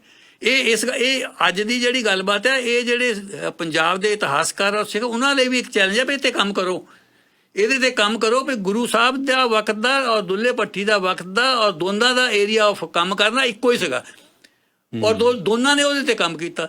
ਦੁੱਲੇ ਭੱਟੀ ਦਾ ਹੀਰੋ ਅੱਜ ਕੱਲ੍ਹ ਉਹ ਫੋਕ ਹੀਰੋ ਆ, ਬਿਨਾਂ ਕਿਸੇ ਉਹਦੀ ਕੋਈ ਆਰਗੇਨਾਈਜੇਸ਼ਨ ਹੈ ਨਹੀਂ ਜਾ ਕੇ, ਉਹਦਾ ਕੋਈ ਸੰਸਥਾ ਹੈ ਨਹੀਂ ਜਾ ਕੇ, ਉਹਦਾ ਕੋਈ ਰਿਕਾਰਡ ਹੈ ਨਹੀਂ ਕੋਈ, ਪਰ ਉਹ ਫੇਰ ਵੀ ਦੋਹਾਂ ਪੰਜਾਬਾਂ ਵਿੱਚ ਅੱਜ ਕੱਲ੍ਹ ਪਈ ਹੈ। ਲੋਕ ਹਾਲੇ ਤੱਕ ਗੀਤ ਗਾਉਂਦੇ ਉਹਦੇ, ਗੀਤ ਗਾਉਂਦੇ ਹੁਣ ਤੱਕ। ਦੁੱਲੇ ਭੱਟੀ ਨੇ ਰਾਜਪੂਤਾਂ ਨੂੰ ਔਰ ਜੱਟਾਂ ਨੂੰ ਜਿਹੜਾ ਆਰਗੇਨਾਈਜ਼ ਕੀਤਾ, ਕਿਸਾਨਾਂ ਨੂੰ ਆਰਗੇਨਾਈਜ਼ ਕੀਤਾ, ਕਿਸਾਨਾਂ ਨੂੰ ਆਰਗੇਨਾਈਜ਼ ਕਰਕੇ ਉਹਨੇ ਲੜਾਇਆ, ਪਰ ਉਹਦਾ ਲੜਨ ਦਾ ਤਰੀਕਾ ਹੋਰ ਤਰ੍ਹਾਂ ਦਾ ਸੀ। ਉਹ ਜਿਹੜਾ ਇੱਕ ਤੁਹਾਨੂੰ ਮੈਂ ਦੱਸਾਂ, ਇੱਕ ਪੰਜਾਬ ਦੇ ਵਿੱਚ ਈਸ਼ਵਰ ਨਾਂ ਮੈਨੂੰ ਭੁੱਲ ਗਿਆ, ਕੋਈ ਇੱਦਾਂ ਦਾ ਨਾਂ ਆ ਜੀ ਉਹ, ਈਸ਼ਵਰ ਦਿਆਲ ਗੌਰ ਆ, ਪੰਜਾਬ ਯੂਨੀਵਰਸਿਟੀ ਦੇ ਈਵਨਿੰਗ ਕਾਲਜ ਦੇ ਵਿੱਚ ਪ੍ਰੋਫੈਸਰ ਆ। ਉਹਨੇ ਇੱਕ ਪੁਰਾਣ ਚੋਂ ਲਿਖਿਆ ਆ, ਉਹਨੂੰ ਉੱਥੇ ਇਹ ਰੈਫਰੈਂਸ ਥੋੜਾ ਜਿਹਾ ਦਿੱਤਾ ਆ ਵੀ ਦੁੱਲੇ ਨੇ ਪੰਜਾਬ ਦੇ ਵਿੱਚ ਕਿਸਾਨੀ ਰਿਵੋਲਟ ਕਰਵਾਇਆ। ਹੁਣ ਕਿਸਾਨੀ ਰਿਵੋਲਟ ਕਰਵਾਇਆ ਪੰਜਾਬ ਦੇ ਵਿੱਚ, ਪਰ ਉਹਨੂੰ ਗਾਹਾਂ ਕਿਸੇ ਨੇ ਚੱਕਿਆ ਨਹੀਂ ਹੈ ਜਾ ਕੇ। ਉਹਨੂੰ ਦੋ ਲਿਖ ਦਿੱਤਾ, ਬਸ ਇੰਨਾ ਕੋਈ ਹੋ ਗਿਆ ਵੀ ਪੰਜਾਬ ਦੀ ਪੈਜ਼ੈਂਟ ਵਾਰ ਉਹਨੇ ਕਿਹਾ ਵੀ ਉਹਨੂੰ ਦੁੱਲੇ ਨੇ ਸ਼ੁਰੂ ਕੀਤੀ ਜਾ ਕੇ। ਅੱਛਾ, ਉਹ ਪੰਜਾਬ ਦੀ ਪੈਜ਼ੈਂਟ ਵਾਰ ਜਿਹੜੀ ਸੀਗੀ, ਉਹ ਦੁੱਲੇ ਵੇਲੇ ਪੰਜਾਬ ਦੇ ਕਿਸਾਨਾਂ ਵਿੱਚ ਉਥਲ ਪੁਥਲ ਬਹੁਤ ਸੀ, ਬਹੁਤ ਉਥਲ ਪੁਥਲ ਹੋਈ ਸੀ। ਔਰ ਦੁੱਲੇ ਦੀਆਂ ਐਕਟੀਵਿਟੀਜ਼ ਥਿੰਨ ਸਾਹਿਬ ਇੰਨੀਆਂ ਵਸੀਹ ਸੀਗੀਆਂ ਔਰ ਉਹ ਇੰਨਾ ਜ਼ਿਆਦਾ ਉਹਦੀ ਮੂਵਮੈਂਟ ਫੈਲ ਗਈ ਸੀ ਵੀ ਅਕਬਰ ਨੂੰ ਆਪਣਾ ਕੈਪੀਟਲ ਲਿਆ ਕੇ ਲਾਹੌਰ ਬਣਾਉਣਾ ਪਿਆ ਸੀ ਆਖਰੀ ਦਿਨਾਂ ਵਿੱਚ ਆ ਕੇ। ਕਿਉਂਕਿ ਦੁੱਲੇ ਦੀ ਐਕਸੀਕਿਊਸ਼ਨ ਹੁੰਦੀ ਹੈ 1599 ਵਿੱਚ, 1599 'ਚ ਮਾਰਿਆ ਜਾਂਦਾ ਉਹ, ਤੇ ਅਕਬਰ 1598 'ਚ ਖੁਦ ਆਉਂਦਾ ਪੰਜਾਬ ਦੇ ਵਿੱਚ, ਖੁਦ ਆਉਂਦਾ। ਤੇ ਅਕਬਰ ਦਾ ਜਿਹੜਾ ਵਜ਼ੀਰ ਆ ਅਬੁਲ ਫਜ਼ਲ ਫੈਜ਼ੀ ਨਹੀਂ, ਉਹਦਾ ਭਰਾ ਜਿਹੜਾ, ਉਹਨੇ ਇਹ ਅਬੁਲ ਫਜ਼ਲ ਉਹਨੇ ਇਹ ਲਿਖਿਆ ਵੀ ਅਕਬਰ 1598 ਦੇ ਵਿੱਚ ਆਇਆ ਤੇ ਗੋਇੰਦਵਾਲ ਤੋਂ ਦਰਿਆ ਨੂੰ ਪਾਰ ਕੀਤਾ ਤੇ ਹਾਥੀ ਦੇ ਉੱਤੇ ਪਾਰ ਕੀਤਾ ਤੇ ਉਹ ਗੁਰੂ ਸਾਹਿਬ ਨੂੰ ਮਿਲਿਆ। ਗੁਰੂ ਸਾਹਿਬ ਦੀ ਔਰ ਅਕਬਰ ਦੀ ਮੀਟਿੰਗ ਵੀ ਹੋਈ ਹੈ ਜੀ। ਅਕਬਰ ਆਇਆ ਉਸ ਵੇਲੇ ਇਹਨੂੰ ਦਬਾਉਣ ਲਈ ਸੀਗਾ, ਦੁੱਲੇ ਨੂੰ ਦਬਾਉਣ ਲਈ, ਔਰ ਦੁੱਲੇ ਨੂੰ ਦਬਾਉਣ ਦੇ ਲਈ ਉਹਨੇ ਆਪਣਾ ਕੈਪੀਟਲ ਇੱਥੇ ਬਣਾ ਲਿਆ। ਕਹਿੰਦਾ ਸਾਹਿਬ ਕਿੰਨੇ ਸਾਲ ਫਿਰ ਇੱਥੇ ਰਿਹਾ ਹੋ ਜਾ ਕੇ, ਉਹ ਪੰਜਾਬ ਦੀ ਬਗਾਵਤ ਨੂੰ ਦਬਾਉਣ ਦੇ ਲਈ। ਹਾਂ, ਪਰ ਇਹਦੇ ਵੱਲ ਧਿਆਨ ਨਹੀਂ ਦਿੰਦੇ ਇਤਿਹਾਸਕਾਰ ਬਹੁਤਾ ਜਿਹੜਾ ਹੈਗੇ ਆ। ਅੱਛਾ, ਉਹ ਫਿਰ ਕੀ ਹੋਇਆ ਜੀ, ਉਹਨੇ ਫਿਰ ਦੁੱਲੇ ਦੀ ਬਗਾਵਤ ਜਿਹੜੀ ਆ ਦਬਾ ਦਿੱਤੀ, ਦੁੱਲੇ ਦੀ ਬਗਾਵਤ ਦਬਾ ਦਿੱਤੀ ਤਾਂ ਦੁੱਲੇ ਨੂੰ ਗ੍ਰਿਫਤਾਰ ਕਰ ਲਿਆ। ਦੁੱਲੇ ਦਾ ਸਾਂਦਲ ਦੇਖੋ ਸੈਨ ਸਾਹਿਬ, ਇੱਕ ਮੈਂ ਫੇਰ ਦੱਸ ਦੇਵਾਂ, ਦੁੱਲੇ ਦੀ ਬਗਾਵਤ ਇੰਨੀ ਵਸੀਹ ਸੀ, ਇੰਨੀ ਤਕੜੀ ਸੀ ਵੀ ਉਸ ਇਲਾਕੇ ਨੂੰ ਅੱਜ ਤੱਕ ਸਾਂਦਲਵਾਰ ਕਹਿੰਦੇ ਆ। ਬਾਹਰ ਹੀ ਕਹਿੰਦੇ ਸਾਂਦਲਵਾਰ, ਸਾਂਦਲ ਉਹਦੇ ਬਾਬੇ ਦਾ ਨਾਂ ਸੀਗਾ ਜੀ। ਇੰਨਾ ਵਸੀਹ ਸੀ, ਚਾਹੇ ਉਹਦੇ ਧਿਆਨ ਕੋਈ ਦਿੰਦਾ ਕਿ ਨਹੀਂ ਦਿੰਦਾ। ਅੱਜ ਕੱਲ੍ਹ ਵੀ ਦੁੱਲੇ ਨੂੰ ਕੋਈ ਨਾ, ਦੁੱਲੇ ਨੂੰ ਹਿੰਦੂ ਨਫ਼ਰਤ ਕਰਦਾ, ਨਾ ਦੁੱਲੇ ਨੂੰ ਸਿੱਖ ਨਫ਼ਰਤ ਕਰਦਾ, ਨਾ ਮੁਸਲਮਾਨ ਪਿਆਰ ਕਰਦੇ ਆ। ਕਿਉਂਕਿ ਤੁਸੀਂ ਦੇਖੋ ਨਾ, ਫੋਕ ਹੀਰੋ ਦੇ ਵਿੱਚ ਤੇਰਾ ਕੌਣ ਵਿਚਾਰਾ, ਤੈਨੂੰ ਬਚਾਉਣ ਵਾਲਾ ਕੌਣ ਆ? ਦੁੱਲਾ ਭੱਟੀ ਵਾਲਾ। ਇਹ ਅੱਜ ਕੱਲ੍ਹ ਵੀ ਗਾਇਆ ਜਾਂਦਾ ਹੈ ਜੋ ਉਹਦੀ ਮੂਵਮੈਂਟ ਇੰਨੀ ਤੇਜ਼ ਸੀ। ਅੱਛਾ, ਉਹ ਜਿਸ ਵੇਲੇ ਆਉਂਦਾ ਜੀ ਤਾਂ 1599 ਦੇ ਵਿੱਚ ਜਿਸ ਵੇਲੇ ਉਹਨੂੰ ਕਤਲ ਕਰਨ ਲੱਗਦੇ ਆ, ਉਸ ਵੇਲੇ ਇੱਕ ਸੋਰਸ ਇਹ ਕਹਿੰਦਾ ਵੀ ਸ਼ਾਹ ਹੁਸੈਨ ਉੱਥੇ ਸੀਗਾ, ਸ਼ਾਹ ਹੁਸੈਨ ਸੀਗੇ। ਇਹਨਾਂ ਦਾ ਰੈਫਰੈਂਸ ਮੈਂ ਦਊਂਗਾ, ਮਗਰ ਸ਼ਾਹ ਹੁਸੈਨ ਜਾਂ ਬਾਣੀ ਦੀ ਗੱਲ ਆਊਗੀ, ਠੀਕ ਹੈ ਨਾ। ਉਹ ਸ਼ਾਹ ਹੁਸੈਨ ਨੇ ਕਹਿੰਦੇ ਪਲੀਡ ਵੀ ਕੀਤਾ, ਪਰ ਨਾ ਸ਼ਾਹ ਹੁਸੈਨ ਨੇ ਇੱਕ ਉੱਥੇ ਲਿਖਿਆ ਨਾ ਜੀ, ਕਹੇ ਹੁਸੈਨ ਫਕੀਰ ਸਾਈਂ ਦਾ ਤਖਤ ਨਾ ਮਿਲਦੇ ਮੰਗੇ, ਇਹ ਦੁੱਲੇ ਬਾਰੇ ਕਹਿੰਦੇ ਉਹਨੇ ਕਿਹਾ। ਜਿਸ ਵੇਲੇ ਉਹ ਦੁੱਲੇ ਨੂੰ, ਉਹ ਸ਼ਾਹ ਹੁਸੈਨ ਦੇ ਮੁਤਾਬਕ ਇਹ ਕਹਿੰਦਾ ਵੀ ਦੁੱਲੇ ਦੇ ਜਿਹੜੇ ਆਖਰੀ ਲਫ਼ਜ਼ ਸੀਗੇ ਉਹ ਇਹ ਲਫ਼ਜ਼ ਸੀਗੇ ਵੀ ਇਹ ਪੰਜਾਬ ਦੀ ਧਰਤੀ ਦਾ ਗੈਰਤਮੰਦ ਪੁੱਤ ਜਿਹੜਾ ਆ ਉਸ ਇਹ ਸਰੇ ਜ਼ਮੀਨ ਨੂੰ, ਨਾ ਇੱਥੇ ਦੀ ਜ਼ਮੀਰ ਨੂੰ, ਕਦੇ ਜ਼ਮੀਰ ਦਾ ਕਦੇ ਸੌਦਾ ਨਹੀਂ ਕਰੂਗਾ। ਉਹਦੇ ਲਫ਼ਜ਼ ਸੇ ਵੀ ਪੰਜਾਬ ਦਾ ਗੈਰਤਮੰਦ ਬੇਟਾ ਜਿਹੜਾ ਹੈਗਾ ਉਹ ਇਸ ਜ਼ਮੀਨ ਦਾ ਔਰ ਇਸ ਜ਼ਮੀਰ ਦਾ ਕਦੇ ਸੌਦਾ ਨਹੀਂ ਕਰੂਗਾ। ਹੁਣ ਥਿੰਨ ਸਾਹਿਬ, ਇਹ ਲਫ਼ਜ਼ ਕਿਸੇ ਡਾਕੂ ਧਾੜਵੀ ਦੇ ਨਹੀਂ ਹੈ, ਇਹ ਲਫ਼ਜ਼ ਕਿਸੇ ਲੁਟੇਰੇ ਦੇ ਨਹੀਂ ਹੈ ਜਿਹੜਾ ਲੁਟੇਰਾ ਕਹਿੰਦਾ ਵੀ ਇਨਕਲਾਬੀ ਲੀਡਰ ਦੇ, ਇਹ ਇੱਕ ਇਨਕਲਾਬੀ ਲੀਡਰ ਦੇ ਬਿਆਨ ਹੈਗੇ। ਹੁਣ ਉਹ ਜਿਹੜੇ ਹੈਗਾ ਉਸ ਵੇਲੇ ਮੂਵਮੈਂਟ ਚੱਲ ਰਹੀ ਸੀ ਜੀ। ਅੱਛਾ, ਦੂਜੇ ਪਾਸੇ ਕੀ ਹੋਇਆ ਜੀ, ਉਹ ਮੂਵਮੈਂਟ ਚੱਲਦੇ ਜਿਸ ਵੇਲੇ ਅਕਬਰ ਆਉਂਦਾ ਤਾਂ ਅਕਬਰ ਦੇ ਕੋਲ ਗੁਰੂ ਸਾਹਿਬ ਪਹਿਲੀ ਗੱਲ ਇਹ ਕਹਿੰਦੇ ਆ ਵੀ ਮਾਮਲਾ ਘਟਾ ਦੇ। ਉਹਨਾਂ ਦੀ ਇਹ ਰਿਕਾਰਡ 'ਚ ਗੱਲਾਂ, ਇਹ ਰਿਕਾਰਡ 'ਚ ਉਹ ਕਹਿੰਦੇ ਵੀ ਜੱਟ ਜਿਹੜਾ ਹੈਗਾ, ਇਹ ਜਿਹੜਾ ਹੈਗਾ ਫਾਰਮਰ ਔਖਾ ਬਹੁਤ ਆ, ਕਾਲ ਵੀ ਪਿਆ ਉਹਨਾਂ ਦੇ, ਫੈਮਨ ਵੀ ਪਿਆ, ਤਾਂ ਤੁਸੀਂ ਹਾੜਾ ਵਧਾਇਆ ਤੇ ਹਾੜਾ ਵਧਾਓ ਨਾ ਘਟਾਓ। ਤੇ ਉਹ ਗੁਰੂ ਸਾਹਿਬ ਦੇ ਕਹਿਣ ਦੇ ਉੱਤੇ ਅਕਬਰ ਨੇ ਹਾੜਾ ਵੀ ਘਟਾਇਆ ਜੀ, ਮਾਮਲਾ ਘਟਾਇਆ। ਇਹ ਵੀ ਰਿਕਾਰਡ 'ਚ ਹੈਗਾ ਗੱਲ, ਜਾ ਕੇ ਮਾਮਲਾ ਘਟਾਇਆ। ਹੁਣ ਉਹ ਮਾਮਲਾ ਦੇਖੋ, ਪੰਜਾਬ ਦੇ ਕਿਸਾਨਾਂ ਦੇ ਲਈ ਗੁਰੂ ਸਾਹਿਬ ਆਪਣੇ ਤਰੀਕੇ ਨਾਲ ਲੜ ਰਹੇ ਸੀ, ਦੁੱਲਾ ਆਪਣੇ ਤਰੀਕੇ ਨਾਲ ਲੜ ਰਿਹਾ ਸੀ। ਹੁਣ ਇਹਦੇ ਉੱਤੇ ਕੰਮ ਨਹੀਂ ਕੀਤਾ ਕਿਸੇ ਨੇ ਕੀਤਾ। ਮੇਰੀ ਇਹ ਬੇਨਤੀ ਹੈ ਜਿਹੜੀ ਸਿੱਖ ਇਤਿਹਾਸਕਾਰ ਜਾਂ ਪੰਜਾਬੀ ਇਤਿਹਾਸਕਾਰ, ਵੀ ਇਹਦੇ ਤੇ ਕੰਮ ਕਰੋ। ਜਦਕਿ ਉਹ ਸਮਕਾਲੀ ਨੇ, ਜਦਕਿ ਉਹ ਸਮਕਾਲੀ ਸੀਗੇ ਔਰ ਉਹ ਕੋਈ ਮੇਲੇ ਨਹੀਂ ਕਰਦੇ ਉਹਨਾਂ ਦਾ। ਹਾਲਾਂਕਿ ਇਹ ਗੱਲ ਬਿਲਕੁਲ ਮਨ ਲੱਗਣ ਵਾਲੀ ਹੈ ਨਹੀਂ ਵੀ ਉਹ ਇੱਕ ਦੂਜੇ ਨੂੰ ਜਾਣਦੇ ਹੀ ਨਾ ਹੋਊਗੇ, ਇਹ ਹੋ ਨਹੀਂ ਸਕਦਾ ਹੈ ਜਾ ਕੇ, ਕਿਉਂਕਿ ਦੋਨੋਂ ਹੀ ਉਸ ਵੇਲੇ ਦੇ ਜਿਹੜੇ ਸੀਗੇ ਬੜੇ ਪ੍ਰੋਮੀਨੈਂਟ ਜਿਹੜੇ ਸੀਗੇ ਉਸ ਵੇਲੇ ਲੀਡਰ ਸੀਗੇ, ਔਰ ਦੋਨਾਂ ਦਾ ਏਰੀਆ ਆਫ ਵਰਕਿੰਗ ਜਿਹੜਾ ਸੀ ਇੱਕੋ ਹੀ ਸੀਗਾ ਜਾ ਕੇ ਉੱਥੇ। ਸੋ ਉਹ ਉਸ ਵੇਲੇ ਉਹ ਨਹੀਂ। ਹੁਣ ਦੁੱਲੇ ਨੂੰ ਜਿਸ ਵੇਲੇ ਉਹ ਫਾਂਸੀ ਦਿੰਦੇ ਆ, ਇਹ ਕਈਏ ਲਿਖਦੇ ਹੈ ਵੀ ਫਾਂਸੀ ਦਿੱਤੀ ਗਈ ਹੈ। ਹੁਣ ਫਾਂਸੀ ਜਿਹੜੀ ਆਉਂਦੀ ਹੈ ਅੰਗਰੇਜ਼ਾਂ ਦੇ ਟਾਈਮ ਆਈ ਹੈ ਜੀ। ਇਹ ਮੇਰੇ ਆਪਣੇ ਹਿਸਾਬ ਦੇ ਨਾਲ ਵੀ ਦੁੱਲੇ ਨੂੰ ਜਿਹੜੀ ਹੈਗੀ ਆ ਫਾਂਸੀ ਨਹੀਂ ਦਿੱਤੀ ਗਈ ਜਾ ਕੇ, ਕਿਉਂਕਿ ਦੁੱਲੇ ਨੂੰ ਜਿਸ ਵੇਲੇ ਗਏ ਉਸ ਵੇਲੇ ਜਿਹੜੇ ਮਾਰਨ ਦੇ ਢੰਗ ਸੀਗੇ, ਹੁਣ ਆਪਾਂ ਸਾਰੀ ਹਿਸਟਰੀ ਨਾਲ ਥੋੜ੍ਹੀ ਲਈ ਜਾਂਦੇ ਹਾਂ ਜਾ ਕੇ, ਉਸ ਵੇਲੇ ਮਾਰਨ ਦੇ ਢੰਗ ਇਹ ਹੁੰਦੇ ਸੀਗੇ ਜਾ ਕੇ ਜਿਹੜੇ ਜੀ, ਇੱਕ ਤਾਂ ਜਿਹੜਾ ਸੀ ਸਿਰ ਕੱਟਦੇ ਹੁੰਦੇ ਸੀ, ਇਹ ਮਾਰਿਆ ਜਾਂਦਾ ਸੀ। ਇੱਕ ਇਹ ਹੁੰਦਾ ਸੀਗਾ ਜੀ ਵੀ ਹਾਥੀ ਦੇ ਪੈਰਾਂ ਦੇ ਥੱਲੇ ਬੰਦਾ ਸਿੱਟ ਦੇਣਾ, ਹਾਥੀ ਨੂੰ ਉੱਤੇ ਚੜਾਉਣਾ ਜਾ ਕੇ, ਤੇ ਉਹਦੇ ਨਾਲ ਬੰਦੇ ਉਹਦੀ ਡੈਥ ਕਰਨੀ ਜਾ ਕੇ। ਔਰ ਉਹਦੇ ਨਾਲ ਥਿੰਨ ਸਾਹਿਬ ਤੀਜਾ ਇਹ ਸੀਗਾ, ਉਸ ਵੇਲੇ ਤੱਕ ਬਰੂਦ ਆ ਚੁੱਕਾ ਸੀ ਹਿੰਦੁਸਤਾਨ 'ਚ। ਅੱਛਾ, ਬਰੂਦ, ਕਿਉਂਕਿ ਬਾਬਰ ਬਰੂਦ ਲੈ ਕੇ ਆਇਆ ਹਿੰਦੁਸਤਾਨ 'ਚ, ਗਨ ਪਾਊਡਰ ਬਾਬਰ ਨੇ ਯੂਜ਼ ਕੀਤਾ ਪਹਿਲਾਂ। ਸੋ ਉਸ ਵੇਲੇ ਕਈਆਂ ਦਾ ਇਹ ਹੁੰਦਾ ਸੀ ਵੀ ਤੋਪ ਦੇ ਨਾਲ ਮੋਹਰੇ ਬੰਨ੍ਹ ਕੇ ਉਹਨੂੰ ਉਡਾਤਾ ਜਾਂਦਾ ਸੀ। ਇੱਕ ਇਹ ਤਰੀਕਾ ਸੀ ਉਸ ਵੇਲੇ ਮਾਰਨ ਦਾ ਜਿਹੜਾ ਸੀਗਾ ਜਾ ਕੇ। ਹੁਣ ਇਹਦੇ ਵਿੱਚ ਅਸੀਂ ਦੇਖਦੇ ਹਾਂ ਵੀ ਮਾਰੇ ਗਏ ਕਿਉਂਕਿ ਜਹਾਂਗੀਰ ਨੇ ਇੱਕ ਵਾਰ, ਮੈਂ ਤੁਹਾਨੂੰ ਦੱਸਾਂ, ਮੈਂ ਹੁਣ ਵਿੱਚ ਮੈਂ ਦੱਸਦਾ, ਕਈ ਵਾਰ ਜਿਹੜੇ ਕਹਿੰਦੇ ਨਾ ਵੀ ਸਾਰੇ ਆ ਹੋਇਆ ਜੀ, ਜ਼ੁਲਮ ਹੋਇਆ ਫਲਾਣਾ, ਇੱਕ ਹਿੰਦੂ ਕੁੜੀ ਦਾ ਜ਼ਬਰਦਸਤੀ ਵਿਆਹ ਮੁਸਲਮਾਨ ਮੁੰਡੇ ਨਾਲ ਹੋਇਆ ਔਰ ਮੌਲਵੀਆਂ ਨੇ ਉਹਦੀ ਕਹਿ ਦਿੱਤਾ ਵੀ ਇਹ ਸ਼ਰਅ ਦੇ ਅਨੁਸਾਰ ਆ। ਉਹਨੇ ਕਿਹਾ ਵੀ ਸ਼ਰਅ ਦੇ ਮੁਤਾਬਕ ਹੈਗਾ ਜੀ, ਵੀ ਇਹ ਵਿਆਹ ਠੀਕ ਹੈ ਜਾ ਕੇ। ਜਦ ਜਹਾਂਗੀਰ ਨੂੰ ਪਤਾ ਲੱਗਾ ਜੀ, ਤਾਂ ਜਹਾਂਗੀਰ ਨੇ 6 ਜਿਹੜੇ ਮੁੱਲੇ ਸੀਗੇ ਉਹਨਾਂ ਨੂੰ ਤੋਪ ਦੇ ਮੋਹਰੇ ਬੰਨ੍ਹ ਕੇ 6 ਹੀ ਉਡਾ ਦਿੱਤੇ ਹੁਣ ਜਾ ਕੇ ਨਾ, ਵੀ ਇਹ ਸ਼ਰਅ ਦੇ ਅਨੁਕੂਲ ਨਹੀਂ ਹੈ, ਜ਼ਬਰਦਸਤੀ ਤੁਸੀਂ ਕਿਸੇ ਦੀ ਸ਼ਾਦੀ ਨਹੀਂ ਕਰ ਸਕਦੀ। ਉਹ 6 ਹੀ ਜਿਹੜੇ ਮੁੱਲੇ ਜਹਾਂਗੀਰ ਨੇ ਮਾਰੇ ਇਸ ਗੱਲ ਤੇ ਵੀ ਉਹ ਹਿੰਦੂ ਲੜਕੀ ਦੀ ਜ਼ਬਰਦਸਤੀ ਸ਼ਾਦੀ ਤੁਸੀਂ ਕਿਉਂ ਕਰਵਾਈ ਹੈ। ਇਹ ਵੀ ਮਸਾਲਾ ਹੈ ਉੱਥੇ, ਨਹੀਂ ਦੱਸੀਆਂ ਜਾਂਦੀਆਂ ਇਹ ਗੱਲਾਂ। ਸਾਨੂੰ ਤਾਂ ਇਹੀ ਦੱਸਿਆ ਜਾਂਦਾ ਵੀ ਮੁਸਲਮਾਨਾਂ ਨੇ ਬਹੁਤ ਜ਼ੁਲਮ ਕੀਤਾ, ਮੁਸਲਮਾਨਾਂ ਨੇ ਆਹ ਕੀਤਾ, ਮੁਸਲਮਾਨਾਂ ਨੇ ਆਹ ਕੀਤਾ ਜਾ ਕੇ, ਠੀਕ ਹੈ ਨਾ। ਸੋ ਉਹਦੇ ਨਾਲ ਹੁਣ ਉਹਦੇ ਵਿੱਚ ਤੁਸੀਂ ਇਹ ਦੇਖੋ ਵੀ ਦੁੱਲੇ ਨੂੰ ਕਿੱਦਾਂ ਮਾਰਿਆ ਗਿਆ, ਇਹ ਆਪਾਂ ਨੂੰ ਇਹ ਪਤਾ ਨਹੀਂ, ਨਾ ਇਹ ਬਹੁਤੀ ਗੱਲ ਹੈਗੀ ਆ, ਪਰ ਉਹ ਦੁੱਲਾ ਜਿੰਦਾ ਹੈਗਾ ਫੋਕਲੋਰ ਦੇ ਵਿੱਚ। ਸੋ ਮੇਰਾ ਇੱਕ ਤਾਂ ਇਹ ਹੈਗਾ ਜੀ ਵੀ ਉੱਥੋਂ ਜਿਸ ਵੇਲੇ ਫਿਰ ਗੁਰੂ ਸਾਹਿਬ ਦੇ ਇਹ ਹੋਇਆ, ਅਕਬਰ ਤੋਂ ਬਾਅਦ ਤੋਂ ਫਿਰ ਜਹਾਂਗੀਰ ਆ ਗਿਆ ਜੀ। ਜਹਾਂਗੀਰ ਦੇ ਟਾਈਮ ਦੇ ਵਿੱਚ ਇਹ ਆਪਾਂ ਸੈਪਰੇਟ ਕਰਾਂਗੇ ਵੀ ਉਹਨਾਂ ਦੀ ਐਕਸੀਕਿਊਸ਼ਨ ਜਿਹੜੀ ਹੈਗੀ ਆ ਉਹ ਕਿੱਦਾਂ ਹੁੰਦੀ ਹੈ। ਸੋ ਇਹ ਇੱਥੇ ਮੈਂ ਸਿਰਫ ਇਹੀ ਕਹਿਣਾ ਚਾਹੁੰਦਾ ਜਾ ਕੇ ਵੀ ਜਿੱਦਾਂ ਜਿਹੜੀ ਸਿੱਖ ਮਿਸਲਾਂ ਦੇ ਵੇਲੇ ਮੂਵਮੈਂਟ ਸਿਰੇ ਚੜੀ, ਉਹਦਾ ਆਗਾਜ਼ ਦੁੱਲੇ ਵੇਲੇ ਹੋ ਗਿਆ ਸੀ। ਉਸ ਵੇਲੇ ਜਿਹੜੀ ਸੀ ਪੰਜਾਬ ਦੀ ਕਿਸਾਨੀ ਨੂੰ ਕਿਸੇ ਨੇ ਲਾਮਬੰਦ ਕਰਨਾ ਸ਼ੁਰੂ ਕਰ ਦਿੱਤਾ ਸੀ, ਉਹ ਦੁੱਲੇ ਨੇ ਕੀਤਾ ਸੀ, ਜਿਹੜਾ ਪੰਜਾਬ ਦੀ ਕਿਸਾਨੀ ਨੂੰ ਲਾਮਬੰਦ ਕਰਕੇ ਔਰ ਸਟਰਗਲ ਕੀਤੀ ਮੁਗਲਾਂ ਦੇ ਖਿਲਾਫ ਹੋਇਆ। ਉਹਨੇ ਇਸ ਗੱਲ ਦਾ ਕੋਈ ਧਿਆਨ ਨਹੀਂ ਸੀ ਉਹਨੂੰ ਵੀ ਮੈਂ ਮੁਸਲਮਾਨ ਹਾਂ ਤਾਂ ਅਕਬਰ ਵੀ ਮੁਸਲਮਾਨ ਹੈ, he didn't care about that. So ਪੰਜਵੇਂ ਪਾਤਸ਼ਾਹ ਦੀ ਹਾਂਜੀ ਜਿਹੜੀ ਕੰਟਰੀਬਿਊਸ਼ਨ ਆ, ਉਹ ਜਿਹੜੇ ਕਿਸਾਨ ਸੀ ਫਾਰਮਰ ਸੀ ਉਹਨਾਂ ਨੂੰ ਲਾਮਬੰਦ ਕਰਨ ਦੇ ਵਿੱਚ? ਉਹਨਾਂ ਨੂੰ ਲਾਮਬੰਦ ਕਰਨ ਦੇ ਵਿੱਚ ਸੀਗਾ। ਔਰ ਜਿਹੜਾ ਇਹ ਕਿਹਾ ਜਾਂਦਾ ਵੀ ਗੁਰੂ ਹਰਗੋਬਿੰਦ ਸਾਹਿਬ ਦੇ ਟਾਈਮ ਦੇ ਵਿੱਚ ਸਿੱਖ ਹਥਿਆਰਬੰਦ ਹੋਏ ਆ, ਉਹ ਹਥਿਆਰਬੰਦੀ ਦੀ ਨੀਂਹ ਜਿਹੜੀ ਸੀ ਉਹ ਪੰਜਵੇਂ ਗੁਰੂ ਸਾਹਿਬ ਵੇਲੇ ਰੱਖ ਹੋ ਗਈ ਸੀ। ਜਦੋਂ ਘੋੜਿਆਂ ਦੇ ਵਪਾਰ ਦੇ ਵਿੱਚ ਉਹਨੇ ਤਲਵਾਰ ਚਲਾਉਣੀ ਸਿੱਖੀ ਤਾਂ ਨਾਲ ਘੋੜਸਵਾਰੀ ਸਿੱਖੀ ਜਾ ਕੇ ਜੀ। ਸੋ ਉਸ ਵੇਲੇ ਸ਼ੁਰੂ ਹੋ ਗਈ ਸੀ ਜਾ ਕੇ। ਸੋ ਜਿਹੜੀ ਮੂਵਮੈਂਟ ਬਾਅਦ ਦੇ ਵਿੱਚ ਇੰਨੀ ਬਣ ਕੇ ਜਿਨ ਪੰਜਾਬ ਦੇ ਮਿਸਲਾਂ ਦੇ ਟਾਈਮ ਵਿੱਚ ਕਬਜ਼ਾ ਕਰਕੇ ਸਾਰੇ ਪੰਜਾਬ ਦੇ ਵਿੱਚ ਕਿਸਾਨਾਂ ਨੂੰ ਰਾਈਟ ਲਵਾਏ ਜ਼ਮੀਨ ਦੇ, ਉਹਦੀ ਨੀਂਹ ਉਸ ਵੇਲੇ ਰੱਖ ਹੋਈ ਸੀ ਜਾ ਕੇ। ਇਹ ਜਿਹੜੀ ਆ ਇਹਦੇ 'ਤੇ ਕੰਮ ਕਰਨ ਦੀ ਲੋੜ ਆ। ਮੈਂ ਇਹ ਬੇਨਤੀ ਕਰਦਾ ਵੀ ਕੰਮ ਕਰਨੇ 'ਤੇ ਗੁਰੂ ਸਾਹਿਬ ਦਾ ਪੰਜਵੇਂ ਪਾਤਸ਼ਾਹ ਦੀਆਂ ਇੱਕ ਤਾਂ ਇਹ ਉਹਨਾਂ ਦੀ ਵੱਡੀ ਕੰਟਰੀਬਿਊਸ਼ਨ ਰਹੀ, ਤੇ ਦੂਸਰਾ ਵਪਾਰ ਕਰਨਾ, ਘੋੜੇ ਲੈ ਕੇ ਆਉਣਾ, ਹਥਿਆਰਬੰਦ ਹੋਣ ਦੇ ਵਿੱਚ ਉਹਨਾਂ ਦਾ ਜਿਹੜਾ ਉਹ ਰੋਲ ਰਿਹਾ। ਪਿਛਲੇ ਕੁਝ ਟਾਈਮ ਵਿੱਚ ਆਪਾਂ ਜ਼ਿਆਦਾ ਕਿਸਾਨੀ ਜਿਹੜਾ ਸੀ ਸੰਘਰਸ਼ ਉਹਦੇ ਉੱਤੇ ਟਾਈਮ ਲਾਇਆ।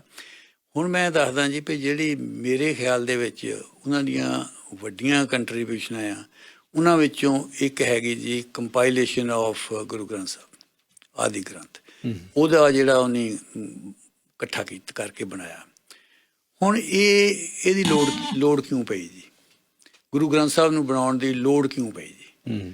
ਲੋੜ ਇਹਦੀ ਇਹ ਸੀਗੀ ਜੀ ਵੀ ਇੱਕ ਤਾਂ ਜਿਹੜੀ ਸੀ ਇੱਕ ਤਾਂ ਪਹਿਲੀ ਤਾਂ ਗੱਲ ਇਹ ਸੀ ਜੀ ਵੀ ਉਹ ਇਹ ਸਮਝਦੇ ਸੀਗੇ ਵੀ ਜੇ ਇਹ ਇੱਕ ਸੈਪਰੇਟ ਰਿਲੀਜਨ ਬਣ ਰਿਹਾ ਤਾਂ ਇਹਦਾ ਇੱਕ ਸੈਪਰੇਟ ਧਾਰਮਿਕ ਗ੍ਰੰਥ ਵੀ ਚਾਹੀਦਾ। ਕਿਉਂਕਿ ਬਾਕੀ ਵੀ ਜਿਹੜੇ ਉਸ ਵੇਲੇ ਦੇ ਧਰਮ ਸੀਗੇ ਉਹਨਾਂ ਸਾਰਿਆਂ ਕੋਲ ਆਪਣੇ ਆਪਣੇ ਗ੍ਰੰਥ ਸੀਗੇ ਜਾ ਕੇ। ਮੁਸਲਮਾਨਾਂ ਦੇ ਕੋਲ ਉਸ ਵੇਲੇ ਦੋ ਬੜੇ ਰਿਲੀਜਨ ਸੀ ਪੰਜਾਬ ਦੇ ਵਿੱਚ ਗੁਰੂ ਸਾਹਿਬ ਦੇ, ਹਿੰਦੂ ਰਿਲੀਜਨ ਤੇ ਇਸਲਾਮ। ਦੂਜੇ ਕ੍ਰਿਸਚੀਅਨਿਟੀ ਦਾ ਬਹੁਤਾ ਅਸਰ ਨਹੀਂ ਸੀ ਸਮਝਣਾ। ਤੇ ਉਸ ਵੇਲੇ ਉਹਨੇ ਸਮਝਿਆ ਵੀ ਇਹ ਜਿਸ ਵੇਲੇ ਸੈਪਰੇਟ ਰਿਲੀਜਨ ਹੈ ਤੇ ਇਹਦਾ ਸਾਡਾ ਆਪਣਾ ਗ੍ਰੰਥ ਹੋਣਾ ਚਾਹੀਦਾ। ਔਰ ਉਹਦੇ ਕਰਕੇ ਫਿਰ ਉਹਨੇ ਇਹਨੂੰ ਗ੍ਰੰਥ ਨੂੰ ਕੋਸ਼ਿਸ਼ ਕੀਤੀ ਵੀ ਕੰਪਾਈਲ ਕੀਤਾ ਜਾਵੇ। ਅਗਲੀ ਗੱਲ ਇਹ ਸੀਗੀ ਜੀ ਵੀ ਉੱਥੇ ਜਿਹੜੇ ਪਿਰਥੀਏ ਹੋਣੀ ਸੀਗੇ ਨਾ ਜੀ, ਪਿਰਥੀਆ ਜਿਹੜਾ ਉਹਨਾਂ ਦਾ ਬੜਾ ਭਰਾ ਸੀ, ਉਹ ਇੰਟਰਪੋਲੇਸ਼ਨ, ਉਹਨੂੰ ਅੰਗਰੇਜ਼ੀ 'ਚ ਲਫ਼ਜ਼ ਕਹਿੰਦੇ ਇੰਟਰਪੋਲੇਸ਼ਨ ਕਰਨ ਲੱਗ ਪਏ ਸੀ। ਇੰਟਰਪੋਲੇਸ਼ਨ ਦਾ ਮਤਲਬ ਹੁੰਦਾ ਵੀ ਆਪਣੇ ਵੱਲੋਂ ਹੀ ਬਣਾ ਕੇ ਵੀ ਬਣਾਈ ਜਾਣਾ, ਕੋ ਨਾਨਕ ਕਰਕੇ ਜਾ ਕੇ ਜਦੋਂ ਲਿਖ ਦੇਣਾ ਜਾ ਕੇ, ਨਾਮ ਖੁਮਾਰੀ ਨਾਨਕਾ ਚੜੀ ਰਹੇ ਦਿਨ ਰਾਤ, ਠੀਕ ਆ, ਹਾਲਾਂਕਿ ਹੈ ਨਹੀਂ। ਉਹ ਇੱਦਾਂ ਦੇ ਬਣਾਉਣੇ ਸ਼ੁਰੂ ਹੋ ਗਏ ਜਾ ਕੇ। ਤਾਂ ਉਹ ਨਹੀਂ ਸਮਝਿਆ ਵੀ ਬਾਣੀ ਨੂੰ ਗੰਧਲਾ ਕਰ ਰਹੇ ਹੈ ਵੀ ਇਹ ਇਸ ਵੇਲੇ ਲੋੜ ਹੈਗੀ ਆ ਜਾ ਕੇ ਵੀ ਜੇ, ਕਿਉਂਕਿ ਪਹਿਲਾਂ ਉਹਨੇ ਦੇਖੀਆਂ ਕਈ ਗੱਲਾਂ ਜਿਹੜੀਆਂ ਸੀ ਬਹੁਤ ਸੀਗੀਆਂ। ਈਵਨ ਤੁਸੀਂ ਦੇਖੋ ਜਿਹੜੇ ਹਿੰਦੂ ਧਾਰਮਿਕ ਗ੍ਰੰਥ ਵੀ ਆ ਉਹਨਾਂ 'ਚ ਕਲੀਅਰ ਪਤਾ ਨਹੀਂ ਮਿਲਦਾ। ਨਹੀਂ ਕਿ ਮੈਂ ਹੁਣ ਭਗਵਤ ਗੀਤਾ ਦੇਖਿਆ ਜੀ, ਉਹਦੀ ਕਿੰਨੀਆਂ ਹੀ ਕਾਪੀਆਂ ਪਤਾ ਨਹੀਂ ਲੱਗਦਾ ਕਿਹੜੀ। ਮੈਨੂੰ ਇੱਕ ਨੇ ਭੇਜੀ ਸੀ ਜਿਹੜੀ ਓਰੀਜਨਲ ਆਦਿ ਭਗਵਤ ਗੀਤਾ, ਉਹ ਬਿਲਕੁਲ ਹੀ ਡਿਫਰੈਂਟ ਹੈ ਜਿਹੜੀ ਦੂਜਿਆਂ ਨਾਲੋਂ। ਸੋ ਉਹਨੇ ਇਹ ਲੋੜ ਮਹਿਸੂਸ ਕੀਤੀ ਵੀ ਇਹ ਜਿਹੜੀ ਅਸਲੀ ਗੁਰੂ ਸਾਹਿਬ ਦੀ ਬਾਣੀ ਆ ਉਹਨੂੰ ਬੰਨ੍ਹ ਦਿੱਤਾ ਜਾਵੇ ਇੱਕ ਜਗ੍ਹਾ, ਤਾਂ ਕਿ ਫਿਰ ਇਹ ਸਕੋਪ ਨਾ ਰਹੇ ਵੀ ਇਹਦੇ ਵਿੱਚ ਐਵੇਂ ਲੋਕ ਗੰਧਲਾਪਨ ਨਾ ਕਰ ਦੇਣ ਜਾ ਕੇ, ਫਿਊਚਰ ਐਵੇਂ ਆਪਣੇ ਵੱਲੋਂ ਲਿਖ ਕੇ ਨਾ ਵਿੱਚ ਪਾ ਦੇਣ ਜਾਣਗੇ ਵੀ ਇਹ ਵੀ ਗੁਰੂ ਸਾਹਿਬ ਦੀ ਬਾਣੀ ਹੈ। ਇਸ ਕਰਕੇ ਇਹਦੀ ਉਹਨੂੰ ਲੋੜ ਮਸ਼ਹੂਰ ਕੀਤੀ ਜਾਏ। ਫਿਰ ਉਹਨੇ ਇੱਦਾਂ ਇਹ ਕੀਤਾ ਜਾ ਕੇ ਜੀ ਵੀ ਗੁਰੂ ਸਾਹਿਬ ਨੇ ਇਹ ਫੈਸਲਾ ਕੀਤਾ ਵੀ ਇਸ ਪਹਿਲਿਆਂ ਚੌਹਾਂ ਗੁਰੂਆਂ ਦੀ ਬਾਣੀ, ਤੇ ਫਿਰ ਉਹਨੇ ਇੱਕ ਕਾਲ ਦਿੱਤੀ ਸਾਰਿਆਂ ਨੂੰ, ਬਾਕੀ ਭਗਤਾਂ ਨੂੰ ਵੀ ਆਪਣੀ ਆਪਣੀ ਬਾਣੀ ਲੈ ਕੇ ਆਓ ਤੇ ਆਪਣੀ ਆਪਣੀ ਬਾਣੀ ਲੈ ਕੇ ਦੇਖੋ, ਤਾਂ ਕਿ ਅਸੀਂ ਇੱਕ ਉਹ ਗ੍ਰੰਥ ਬਣਾ ਰਹੇ ਹਾਂ ਜਿਹੜਾ ਮਾਨਵਤਾ ਦਾ ਗ੍ਰੰਥ ਹੋਵੇ, ਜਿਹਦੇ ਵਿੱਚ ਇਹ ਨਹੀਂ ਹੈ ਵੀ ਸਾਡੀ ਸਿੱਖਿਆ ਹੋਵੇ ਇਕੱਲੀ ਜਾ ਕੇ, ਗੁਰੂਆਂ ਦੀ ਸਿੱਖਿਆ ਹੋਵੇ। ਇਹਦੇ ਵਿੱਚ ਹਰ ਬੰਦੇ ਦਾ ਜਿਹੜਾ ਇੱਕ ਰੱਬ ਨੂੰ ਮੰਨਣ ਵਾਲੇ ਜਾ ਕੇ ਜਿਹੜੇ ਸਾਡੇ ਅਸੂਲ ਆ, ਸਿੱਖੀ ਦੇ ਅਸੂਲ ਆ, ਸਿੱਖੀ ਦੇ ਅਸੂਲਾਂ ਦੇ ਮੁਤਾਬਕ ਜਿਹੜੀ ਵੀ ਬਾਣੀ ਹੈਗੀ ਆ ਉਹ ਇਹਦੇ ਵਿੱਚ ਐਡ ਕੀਤੀ ਜਾਊਗੀ। ਸੋ ਉਹਨੇ ਉਹ ਇੱਕ ਤਾਂ ਪਹਿਲਾਂ ਕਾਲ ਦਿੱਤੀ ਸਾਰਿਆਂ ਨੂੰ ਪਿਆਓ ਬਈ, ਦੂਜੇ ਉਹਨੇ ਜਿਹੜੀ ਸੀ ਬਾਣੀ ਇਕੱਠੀ ਕੀਤੀ, ਜਿਹੜੇ ਭਗਤ ਗੁਜ਼ਰ ਚੁੱਕੇ ਸੀਗੇ ਉਹਨਾਂ ਦੀ ਬਾਣੀ ਜਿਹੜੀ ਸੀਗੀ, ਚਾਹੇ ਬਾਬਾ ਫਰੀਦ ਦੀ ਹੋਈ ਜਾਂ ਕਬੀਰ ਦੀ ਹੋਈ ਜਾਂ ਹੋਰ ਜਿੰਨਿਆਂ ਦੀ ਬਾਕੀ ਪਤਾ ਸਾਰਿਆਂ ਨੂੰ ਜਿਹੜੇ ਹੈਗੇ ਉਹਨਾਂ ਸਾਰਿਆਂ ਦੀ ਬਾਣੀ ਇਕੱਠੀ ਕੀਤੀ ਉਹਨੇ। ਫਿਰ ਉਹਦੇ ਵਿੱਚ ਇਹ ਵੀ ਕਿਹਾ ਗਿਆ ਵੀ ਉਹਨੇ ਜਿਸ ਵੇਲੇ ਇਹ ਕਾਲ ਦਿੱਤੀ ਤਾਂ ਫਿਰ ਲਾਹੌਰ ਤੋਂ 4 ਭਗਤ ਕਾਨਾ, ਛੱਜੂ, ਪੀਲੂ, ਸ਼ਾਹ ਹੁਸੈਨ, ਇਹ ਫਿਰ ਰੱਥ ਦੇ ਵਿੱਚ ਆਏ ਆਪਣੀ ਆਪਣੀ ਬਾਣੀ ਲੈ ਕੇ ਵੀ ਸਾਡੀ ਬਾਣੀ ਵੀ ਜੀ ਇਹਦੇ ਵਿੱਚ। ਪੀਲੂ ਵੀ ਗਿਆ ਮਿਰਜ਼ਾ ਲੈ ਕੇ, ਪੀਲੂ ਵੀ ਗਿਆ ਜਾ ਕੇ। ਪੀਲੂ ਨੇ ਵੀ ਕਿਹਾ ਵੀ ਮੇਰੀ ਬਾਣੀ ਐਡ ਕੀਤੀ ਜਾਵੇ। ਹੁਣ ਜਿਹੜਾ ਪੀਲੂ ਦਾ ਜਨਮ ਹੈਗਾ ਉਹ ਗੁਰੂ ਸਾਹਿਬ ਦੇ ਨਾਲ ਮੇਲ ਤਾਂ ਖਾਂਦਾ, ਪਰ ਜ਼ਿੰਦਗੀ ਮੇਰੀ ਜਾਣਕਾਰੀ ਆ ਉਸ ਵੇਲੇ ਜਵਾਨੀ 'ਚ ਸੀ ਪੂਰਾ ਉਹ। ਪੀਲੂ ਉਸ ਵੇਲੇ ਜਵਾਨੀ ਸੀ, ਗੁਰੂ ਸਾਹਿਬ ਤੋਂ ਉਮਰ ਛੋਟਾ ਸੀ ਪਰ ਜਵਾਨੀ ਸੀਗਾ। ਤੇ ਉਹਨੇ ਬਾਣੀ ਕੀਤੀ। ਉਹ ਗੁਰੂ ਸਾਹਿਬ ਨੇ ਉਹਨਾਂ ਸਾਰੀ ਬਾਣੀ ਉਹਨਾਂ ਦੀ ਸਟੱਡੀ ਕੀਤੀ। ਬਾਣੀ ਸਟੱਡੀ ਕਰਕੇ ਉਹਨੇ ਇਹ ਕਿਹਾ ਵੀ ਇਹ ਜਿਹੜੀ ਬਾਣੀ ਹੈਗੀ ਆ, ਇਹ ਜਿਹੜੀ ਜਿਸ ਕਿਸਮ ਦਾ ਅਸੀਂ ਰਿਲੀਜਨ ਬਣਾ ਰਹੇ ਹਾਂ ਜਾਂ ਬਾਣੀ ਹੈ, ਇਹ ਉਹਦੇ ਅਨੁਕੂਲ ਨਹੀਂ ਹੈ। ਕੱਲੇ ਦੱਸਿਆ ਸਾਰਿਆਂ ਨੂੰ ਵੀ ਤੇਰੇ ਜਾ ਆ, ਤੇਰੇ ਜਾ। ਪੀਲੂ ਦਾ ਜਿਹੜਾ ਸੀ, ਪੀਲੂ ਦਾ ਉਹਨੇ ਇਹ ਕਿਹਾ ਜਾ ਕੇ ਵੀ ਤੇਰੀ ਬਾਣੀ ਦੇ ਵਿੱਚ ਔਰਤ ਨੂੰ ਸਤਿਕਾਰ ਨਹੀਂ ਦਿੱਤਾ ਜਾਂਦਾ, ਤੇਰੀ ਬਾਣੀ ਦੇ ਵਿੱਚ ਜਿਹੜਾ ਹੈਗਾ ਔਰਤ ਦੀ ਨਿੰਦਿਆ ਬਹੁਤ ਆ। ਤੇ ਉਹਦੇ 'ਚ ਉਹਨੇ ਇਹ ਕਿਹਾ ਵੀ ਜਿਹੜਾ ਉਹਦਾ ਹੈਗਾ ਚੜ੍ਹਦੇ ਮਿਰਜ਼ੇ ਖਾਨ ਨੂੰ ਜੱਟ ਵੰਝਲ ਦਿੰਦਾ ਮੱਤ, ਪੱਠ ਰੰਨਾਂ ਦੀ ਦੋਸਤੀ ਖੁਰੀ ਜਿਨ੍ਹਾਂ ਦੀ ਮੱਤ, ਪਹਿਲਾਂ ਹੱਸ ਲਾਉਂਦੀਆਂ ਯਾਰੀਆਂ ਪਿੱਛੋਂ ਰੋ ਦਿੰਦੀਆਂ ਦੱਸ, ਪਟੇ ਪਟਾਉਂਦੀਆਂ ਯਾਰ ਦੇ ਗਰਦਨ ਤੇ ਲੱਤ। ਉਹ ਕਹਿੰਦੀ ਇਹ ਬਾਣੀ ਨਹੀਂ ਦੀ ਆ ਸਕਦੀ ਗੁਰੂ ਗ੍ਰੰਥ ਸਾਹਿਬ ਦੇ ਵਿੱਚ, ਕਿਉਂਕਿ ਉਹ ਅਪਮਾਨ ਹੈ ਇਹਦੇ ਵਿੱਚ, ਤਾਂ ਔਰਤ ਦਾ ਅਪਮਾਨ ਕਰ ਰਿਹਾ ਤੂੰ ਜਾ ਕੇ। ਉਹਨਾਂ ਦੀ ਕਿਸੇ ਦੀ ਬਾਣੀ ਉਹਨੇ ਪਾਈ ਨਹੀਂ ਹੈ। ਉਹ ਜਿਹੜਾ ਕਾਨਾ ਸੀਗਾ ਉਹ 'ਚ ਹਉਮੈ ਬਹੁਤ ਸੀਗਾ ਦੂਜਿਆਂ ਦੇ ਵਿੱਚ। ਸ਼ਾਹ ਹੁਸੈਨ ਦਾ ਵੀ ਉਹਨੇ ਆਪਣੇ ਕਿਹਾ ਵੀ ਨਹੀਂ ਇਹ ਵੀ ਪੈਣੀ ਨਹੀਂ ਹੈ ਬਾਣੀ ਸ਼ਾਹ ਹੁਸੈਨ ਦੀ, ਪਾਈ ਨਹੀਂ ਪਾਈ ਨਹੀਂ, ਸ਼ਾਹ ਹੁਸੈਨ ਦੀ ਨਹੀਂ ਪਾਈ ਬਾਣੀ ਉਹਦੀ। ਇਹ ਫਿਰ ਚਾਰੇ ਕਹਿੰਦੇ ਚਲੇ ਗਏ। ਤਾਂ ਉਹ ਕਈ ਇਹ ਕਹਿੰਦੇ ਆ ਵੀ ਰਾਹ ਵਿੱਚ ਜਾ ਕੇ ਉਹ ਰੱਖਦਾ ਪਈਏ ਰਕਾਨਾ ਉਹਦੇ ਹੇਠਾਂ ਆ ਕੇ ਮਰ ਗਿਆ, ਕੁਛ ਇੱਦਾਂ ਦੀ। ਚਲੋ ਉਹਦੀ ਕੋਈ ਚਲੇ।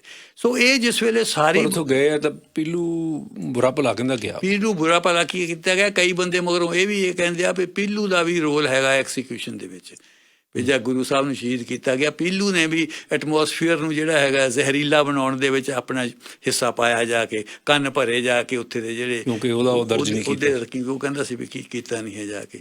ਸੋ ਉਹਦੇ ਨਾਲ ਫਿਰ ਉਹਨੇ ਬਾਣੀ ਇਕੱਠੀ ਕਰਨ ਦੇ ਲਈ, ਬਾਣੀ ਉਸ ਵੇਲੇ ਜਿਹੜੀ ਗੁਰੂ ਨਾਨਕ ਦੇਵ ਜੀ ਦੀ, ਗੁਰੂ ਅੰਗਦ ਦੇਵ ਜੀ ਤੇ ਗੁਰੂ ਅਮਰਦਾਸ ਜੀ ਦੀ ਬਾਣੀ ਸੀਗੀ, ਉਹ ਜਿਹੜੀ ਸੀਗੀ ਉਹ ਗੁਰੂ ਅਮਰਦਾਸ ਜੀ ਦੇ ਲੜਕੇ ਬਾਬਾ ਮੋਹਨ ਕੋਲ ਸੀਗੀ। ਅੱਛਾ ਜੀ। ਇਹ ਫਿਰ ਬਾਬਾ ਮੋਹਨ ਕੋਲ ਗਏ। ਬਾਬਾ ਮੋਹਨ ਕੋਲੋਂ ਜਿਹੜੀ ਹੈਗੀ ਹੈ ਇਹਨੀ ਬਾਣੀ ਕਿਹਾ, ਪਹਿਲਾਂ ਤਾਂ ਉਹ ਕਹਿੰਦੇ ਉਹਨੇ ਨਹੀਂ ਮੰਨੇ, ਨਹੀਂ ਕਹਿ ਰਹੇ ਨਹੀਂ ਵੀ, ਇਵੈਂਚੁਅਲੀ ਉਹਨੇ ਬਾਣੀ ਦੇ ਦਿੱਤੀ ਵੀ ਉਹਦੇ ਵਿੱਚ ਤੁਸੀਂ ਐਡ ਕਰ ਲਓ। ਸੋ ਉਹਨੇ ਫਿਰ ਉਹ ਬਾਣੀ, ਤੇ ਪਹਿਲੇ ਤਿੰਨਾਂ ਗੁਰੂਆਂ ਦੀ ਬਾਣੀ ਉੱਥੋਂ ਮਿਲ ਗਈ। ਚੌਥੇ ਗੁਰੂ ਸਾਹਿਬ ਦੀ ਜਿਹੜੀ ਬਾਣੀ ਸੀ ਉਹ ਤਾਂ ਉਹਨਾਂ ਦੇ ਪਿਤਾ ਜੀ ਸੀ, ਉਹਨਾਂ ਦੇ ਕੋਲੇ ਸੀਗੀ ਬਾਣੀ, ਉਹਨਾਂ ਦੀ ਉਹ ਸੀ। ਤਾਂ ਸਭ ਤੋਂ ਵੱਧ ਜਿਹੜੀ ਬਾਣੀ ਉਹ ਉਹਨਾਂ ਦੀ ਆਪਣੀ ਸੀ। ਅੱਛਾ, ਮੇਰਾ ਖਿਆਲ 2200 ਕੁਛ ਲੋਕ ਸੀ ਉਹਨਾਂ ਦੇ, ਠੀਕ ਹੈ। ਤਾਂ ਪਹਿਲੇ ਗੁਰੂ ਸਾਹਿਬ ਦੇ 900 ਕੁਛ ਸੀ, ਦੂਜਿਆਂ ਦੇ 600, ਇੱਦਾਂ ਮੈਨੂੰ ਹੁਣ ਭੁੱਲ ਗਏ ਜਾ ਕੇ, ਸਾਰਿਆਂ ਦੇ ਸ਼ਲੋਕ ਸੀਗੇ, ਪਰ ਉਹਨਾਂ ਦੀ ਬਾਣੀ ਸਭ ਤੋਂ ਵੱਧ ਸੀਗੀ। ਉਹਨੇ ਫਿਰ ਉਹ ਸਾਰੀ ਬਾਣੀ ਇਕੱਠੀ ਕਰਕੇ ਜੀ, ਤੇ ਉਹਨੇ ਕਿਹਾ ਵੀ ਫਿਰ ਭਾਈ ਗੁਰਦਾਸ ਨੂੰ ਨਹੀਂ ਕਿਹਾ ਵੀ ਤੁਸੀਂ ਲਿਖੋ। ਤਾਂ ਫਿਰ ਉਹ ਇੱਕ ਜਗ੍ਹਾ ਤੇ ਬੈਠ ਗਏ ਜੀ, ਤੇ ਗੁਰੂ ਸਾਹਿਬ ਲਿਖਾਉਂਦੇ ਗਏ, ਤੇ ਉਹ ਲਿਖਦੇ ਗਏ। ਤਾਂ ਉਹਦੇ ਲਿਖਣ ਦੇ ਨਾਲ ਫਿਰ ਉਹਨੇ ਇੱਕ ਇਹੋ ਜਿਹਾ ਗ੍ਰੰਥ ਬਣਾ ਦਿੱਤਾ, ਜਾਣੀ ਜਿਹਦੇ ਵਿੱਚ ਅਸੀਂ ਇਹ ਕਹਿ ਸਕਦੇ ਹਾਂ, ਜਿਹਦੇ ਵਿੱਚ ਗ੍ਰਸਤ ਨੂੰ ਹੀ ਸਪਿਰਚੁਅਲ ਬਣਾ ਦਿੱਤਾ ਉਹਨੇ। ਦੇਖੋ ਉਸ ਵੇਲੇ ਕੀ ਆ, ਉਸ ਵੇਲੇ ਦੋ ਚੱਲ ਰਹੀਆਂ ਸੀ। ਇੱਕ ਤਾਂ ਇਹ ਸੀ ਵੀ ਸਪਿਰਚੁਅਲਿਜ਼ਮ ਵੱਲ ਨੂੰ, ਇੱਕ ਸੀ ਦੁਨਿਆਵੀ ਗੱਲ ਨੂੰ। ਇੱਕ ਤੁਹਾਨੂੰ ਮੈਂ ਹੋਰ ਗੱਲ ਦੱਸਦਾ ਜਾ ਕੇ, ਉਹ ਜਿਸ ਵੇਲੇ ਗੁਰੂ ਸਾਹਿਬ ਇੱਧਰ ਇੱਕ ਸਪਿਰਚੁਅਲ ਗ੍ਰੰਥ ਬਣਾ ਰਹੇ ਸੀ, ਉੱਧਰ ਇੰਗਲੈਂਡ ਦੇ ਵਿੱਚ ਸ਼ੇਕਸਪੀਅਰ ਲਿਖ ਰਿਹਾ ਸੀ। ਉਹ ਵੀ 1500 ਦੇ ਇਸੇ ਟਾਈਮ ਤੇ ਇਹਨਾਂ ਦਾ ਸਮਕਾਲੀ ਹੋਇਆ। ਅੱਛਾ, ਸ਼ੇਕਸਪੀਅਰ ਜਿਹੜਾ ਹੋਇਆ ਇਹ ਗੁਰੂ ਅਰਜਨ ਦੇਵ ਜੀ ਦਾ ਸਮਕਾਲੀ ਹੋਇਆ। ਉਹ ਆਪਣੇ ਫੀਲਡ ਦੇ ਵਿੱਚ ਬਹੁਤ ਬੜਾ ਪੋਇਟ ਹੋਇਆ, ਇਹ ਆਪਣੇ ਫੀਲਡ ਦੇ ਵਿੱਚ ਬਹੁਤ ਬੜੇ ਪੋਇਟ ਹੋਏ ਜਾ ਕੇ। ਹੁਣ ਉੱਧਰੋਂ ਉਹ ਦੁਨੀਆ ਦੇ ਟੌਪ ਦੀ ਲਿਖੀ ਲਿਖਤ ਜਿਹੜੀ ਸੀ ਇਹਨੇ ਆਪਣੇ ਤੌਰ ਤੇ ਲਿਖੀ, ਪਰ ਇਹਨੇ ਇੱਕ ਗੱਲ ਇਹ ਕੀਤੀ ਵੀ ਇਹਨੇ ਗ੍ਰਸਤ ਨੂੰ ਸਪਿਰਚੁਅਲ ਬਣਾ ਦਿੱਤਾ। ਇੱਕ ਇਹੋ ਜਿਹੀ ਬਾਣੀ, ਇੱਕ ਇਹੋ ਜਿਹਾ ਗ੍ਰੰਥ ਬਣਾਇਆ ਜਿਹੜਾ ਆਪਣੇ ਆਪ ਦੇ ਵਿੱਚ ਸਪਿਰਚੁਅਲ ਵੀ ਆ ਤੇ ਆਪਣੇ ਆਪ ਦੇ ਵਿੱਚ ਗ੍ਰਸਤੀ ਵੀ ਆ। ਇੱਕ ਇੱਦਾਂ ਦਾ, ਇਹ ਇੱਦਾਂ ਫਿਰ ਮੰਨਿਆ ਜਾਂਦਾ ਵੀ ਇਹ ਇੱਕ ਯੂਨੀਕ ਗ੍ਰੰਥ ਬਣਿਆ। ਇੱਕ ਇੱਦਾਂ ਦਾ ਗ੍ਰੰਥ ਬਣਿਆ ਜਿਸ ਗ੍ਰੰਥ ਵਿੱਚ ਪਹਿਲਾਂ ਕਦੇ ਇੱਦਾਂ ਨਹੀਂ, ਪਹਿਲਾਂ ਕਦੇ ਜਾਂ ਉੱਦਾਂ ਆ ਜਾਂ ਉੱਦਾਂ ਆ। ਸੋ ਇਹਦੇ ਵਿੱਚ ਇੱਦਾਂ ਦੀ ਗੱਲ ਜਿਹੜੀ ਉਹ ਬਣੀ ਜਾਣੀ, ਤੇ ਉਹਦੇ ਜਿਹਨੂੰ ਕਹਿੰਦੇ ਆਪਾਂ ਰਾਜਮਈ ਯੋਗ, ਵੀ ਇਸ ਦੁਨੀਆ ਦੇ ਵਿੱਚ ਰਹਿੰਦੇ ਹੋਏ, ਜਾਨੀ ਇਸ ਦੁਨੀਆ ਦੇ ਵਿੱਚ ਰਹਿੰਦੇ ਹੋਏ ਆਪਣੇ ਗ੍ਰਸਤੀ ਜੀਵਨ ਗੁਜ਼ਾਰਦੇ ਹੋਏ ਪਵਿੱਤਰ ਰਹਿਣਾ ਤੁਸੀਂ, ਇਹ ਉਹਦੇ ਵਿੱਚ ਪਵਿੱਤਰ ਰਹਿਣਾ ਤੁਸੀਂ ਹੈਗੇ। ਤੇ ਹੁਣ ਉਸ ਵੇਲੇ ਥਨ ਸਾਹਿਬ ਪੂਰੀ ਤੁਸੀਂ ਦੇਖੋ ਆਰਗੇਨਾਈਜੇਸ਼ਨ ਬਣ ਚੁੱਕੀ ਸੀ ਗੁਰੂ ਸਾਹਿਬ ਦੇ। ਹੁਣ ਆਪਾਂ ਕਰਦੇ ਹਾਂ ਅਗਲੇ ਮਸੰਤ ਸਿਸਟਮ ਤੇ ਕਰਾਂਗੇ ਜਾ ਕੇ। ਸੋ ਉਸ ਵੇਲੇ ਹੁਣ ਤਕਰੀਬਨ ਮੁਕੰਮਲ ਹੋ ਰਹੀ ਆ ਆਰਗੇਨਾਈਜੇਸ਼ਨ, ਹੌਲੀ ਹੌਲੀ ਮੁਕੰਮਲ ਹੋ ਰਹੀ ਆ। ਹੁਣ ਇੱਕ ਉਹ ਧਾਰਮਿਕ ਸਥਾਨ ਜਿਹਦੇ ਇੱਕ ਗੁਰੂ ਹੈਗਾ, ਉਹਨਾਂ ਦੀ ਹੁਣ ਇੱਕ ਗ੍ਰੰਥ ਵੀ ਉਹਨਾਂ ਦਾ ਬਣ ਗਿਆ ਇੱਕ, ਠੀਕ ਹੈ ਨਾ, ਉਹ ਗ੍ਰੰਥ ਬਣ ਗਿਆ। ਹੁਣ ਇਹ ਜਿਸ ਵੇਲੇ ਗ੍ਰੰਥ ਦੀ ਸਥਾਪਨਾ ਹੋਈ ਤਾਂ ਉਹਦੇ ਵਿੱਚ ਫਿਰ ਜਿਹੜੇ ਇਹਨਾਂ ਦੇ ਵਿਰੋਧੀ ਸੀਗੇ ਉਹਨੇ ਅਕਬਰ ਕੋਲ ਰਿਪੋਰਟ ਕੀਤੀ ਜਾ ਕੇ ਵੀ ਇਹ ਕੋਈ ਇਹੋ ਜਿਹਾ ਗ੍ਰੰਥ ਹੈ ਜਿਹੜਾ ਇਸਲਾਮ ਦੇ ਵੀ ਖਿਲਾਫ ਆ, ਬਾਕੀ ਧਰਮਾਂ ਦੇ ਵੀ ਖਿਲਾਫ ਆ, ਇਹ 'ਤੇ ਐਕਸ਼ਨ ਲਿਆ ਜਾਵੇ। ਉਹ ਕਿਹਾ ਜਾਂਦਾ ਵੀ ਅਕਬਰ ਨੇ ਫਿਰ ਕਾਪੀ ਮੰਗਵਾਈ ਇਹਦੀ, ਅਕਬਰ ਨੇ ਕਾਪੀ ਮੰਗਵਾਈ ਤੇ ਮੰਗਵਾ ਕੇ ਤੇ ਉਹਦਾ ਮਤਾਇਲਾ ਕੀਤਾ, ਉਹਦੀ ਸਟੱਡੀ ਕਰਕੇ ਉਹਦੇ ਕਮੈਂਟ ਇਹ ਸੀਗੇ ਵੀ ਇਹ ਨਹੀਂ, ਇਦਾਂ ਦਾ ਤਾਂ ਗ੍ਰੰਥ ਹੈ ਹੀ ਨਹੀਂ, ਬਣਿਆ ਨਹੀਂ, ਇਹ 'ਚ ਕੋਈ ਸ਼ਿਕਾਇਤ ਵਾਲੀ ਗੱਲ ਨਹੀਂ ਹੈ, ਜਾ ਕੇ ਇਹ ਤਾਂ ਹਿਊਮੈਨਿਟੀ ਦਾ ਗ੍ਰੰਥ ਹੈ, ਇਨਸਾਨੀਅਤ ਦਾ ਗ੍ਰੰਥ ਹੈ। ਕਿਉਂਕਿ ਅਕਬਰ ਨੇ ਆਪ ਵੀ ਦੀਨ ਇਲਾਹੀ ਵੱਲ ਨੂੰ ਤੁਰਿਆ ਆਇਆ ਸੀਗਾ ਉਹ, ਵੀ ਕਿ ਇੱਦਾਂ ਦਾ ਦੀਨ ਬਣਾਉਣਾ ਜਿਹੜਾ ਸਾਰਿਆਂ ਦੇ ਦਿੰਦਾ ਹੋਵੇ। ਸੋ ਅਕਬਰ ਨੇ ਜਿਹੜੀ ਹੈਗੀ ਉਹ ਦੇਤਾ ਵੀ ਨਹੀਂ, ਇਹ ਨਹੀਂ ਹੈਗੀ ਆ, ਕਿਉਂਕਿ ਉਹਦੇ ਵਿੱਚ ਸ਼ੇਖ ਫਰੀਦ ਦੇ ਵੀ ਸ਼ਲੋਕ ਸੀਗੇ ਜਾ ਕੇ, ਉਹਦੇ ਵਿੱਚ ਹਿੰਦੂ ਭਗਤਾਂ ਦੇ ਵੀ ਸ਼ਲੋਕ ਸੀਗੇ ਜਾ ਕੇ। ਸੋ ਇਸ ਕਰਕੇ ਉਹ ਹੋ ਗਿਆ। ਪਰ ਇਹਦੇ ਨਾਲ ਕੀ ਹੋਇਆ ਵੀ ਇੱਕ ਇਹੋ ਜਿਹਾ ਗ੍ਰੰਥ ਮਿਲ ਗਿਆ ਜਿਹੜਾ ਹੁਣ ਤੱਕ ਸਿੱਖ ਕੌਮ ਦੀ ਅਗਵਾਈ ਕਰ ਰਹੇ ਆ, ਹੁਣ ਤੱਕ। ਸੋ ਇਹਦੀ ਜਿਹੜੀ ਹੈਗੀ ਆ, ਇਹਦੀ ਸਥਾਪਨਾ 1604 ਦੇ ਵਿੱਚ ਹੋਈ ਹੈ। 1604 ਦੇ ਵਿੱਚ ਕਰਕੇ ਹਰਿਮੰਦਰ ਸਾਹਿਬ ਦੇ ਵਿੱਚ ਰੱਖੀ ਗਈ ਤੇ ਬਾਬਾ ਬੁੱਢੇ ਨੂੰ ਇਹਦਾ ਪਹਿਲਾ ਹੈੱਡ ਗ੍ਰੰਥੀ ਥਾਪਿਆ ਗਿਆ ਜਾ ਕੇ ਉਹਦੇ ਵਿੱਚ। ਤੇ ਹੋਰ ਜਿਹੜੀ ਪੰਜਵੇਂ ਪਾਤਸ਼ਾਹ ਨੇ ਕੰਟਰੀਬਿਊਸ਼ਨਸ ਕੀਤੀਆਂ, ਖਾਸ ਤੌਰ ਤੇ ਇਹਨਾਂ ਦੀ ਬਾਣੀ ਹੈ ਜਿਹੜੀ ਉਸ 'ਚ ਦਰਜ ਕੀਤੀ ਗਈ, ਪਰ ਸਭ ਉਹਦੇ ਬਾਰੇ ਵੀ ਇੱਕ ਜ਼ਰੂਰ ਬਰੀਫਲੀ ਦੱਸ ਦਿਓ ਕਿ ਉਹਦੇ ਵਿੱਚ ਹੋਰ ਕੀ ਗੱਲਬਾਤ ਆ। ਮੌਤ ਦਾ ਕਾਫੀ ਜ਼ਿਕਰ ਆ ਉਹਦੇ ਵਿੱਚ। ਦੇਖੋ ਥਿੰਦ ਸਾਹਿਬ, ਮੈਂ ਤੁਹਾਨੂੰ ਦੱਸਦਾ, ਮੈਨੂੰ ਸਿੱਖ ਇਤਿਹਾਸ ਬਾਰੇ ਤਾਂ ਥੋੜ੍ਹਾ ਜਿਹਾ ਗਿਆਨ ਹੈਗਾ, ਬਾਕੀ ਜੇਕਰ ਸਿੱਖ ਬਾਣੀ ਬਾਰੇ ਮੈਨੂੰ ਬਹੁਤਾ ਗਿਆਨ ਨਹੀਂ ਹੈ, ਬਹੁਤ ਮੋਟਾ ਹੀ ਹੈ ਜਿੰਨਾ ਕਹੇਗਾ। ਇਸ ਕਰਕੇ ਇਹਦੇ ਤੇ ਮੈਂ ਗੱਲ ਨਹੀਂ ਕਰ ਸਕੂੰਗਾ, I am sorry for that, ਕਿਉਂਕਿ ਮੈਨੂੰ ਇਹਦੇ ਬਾਰੇ ਬਹੁਤਾ ਪਤਾ ਨਹੀਂ ਹੈ। ਅੱਛਾ, ਇਹ ਤੁਸੀਂ ਕਿਸੇ ਹੋਰ ਨੂੰ ਸੱਦੋ, ਉਹ ਦੱਸੂਗਾ। ਅੱਛਾ, ਅਗਲੀ ਜਿਹੜੀ ਉਹਨਾਂ ਦੀ ਚੀਜ਼ ਹੈ ਉਹ ਹੈਗੀ ਆ ਜੀ ਹਰਿਮੰਦਰ ਸਾਹਿਬ ਦੀ ਸਥਾਪਨਾ। ਇਹ ਬਹੁਤ ਵੱਡੀ ਕੰਟਰੀਬਿਊਸ਼ਨ ਹੈ।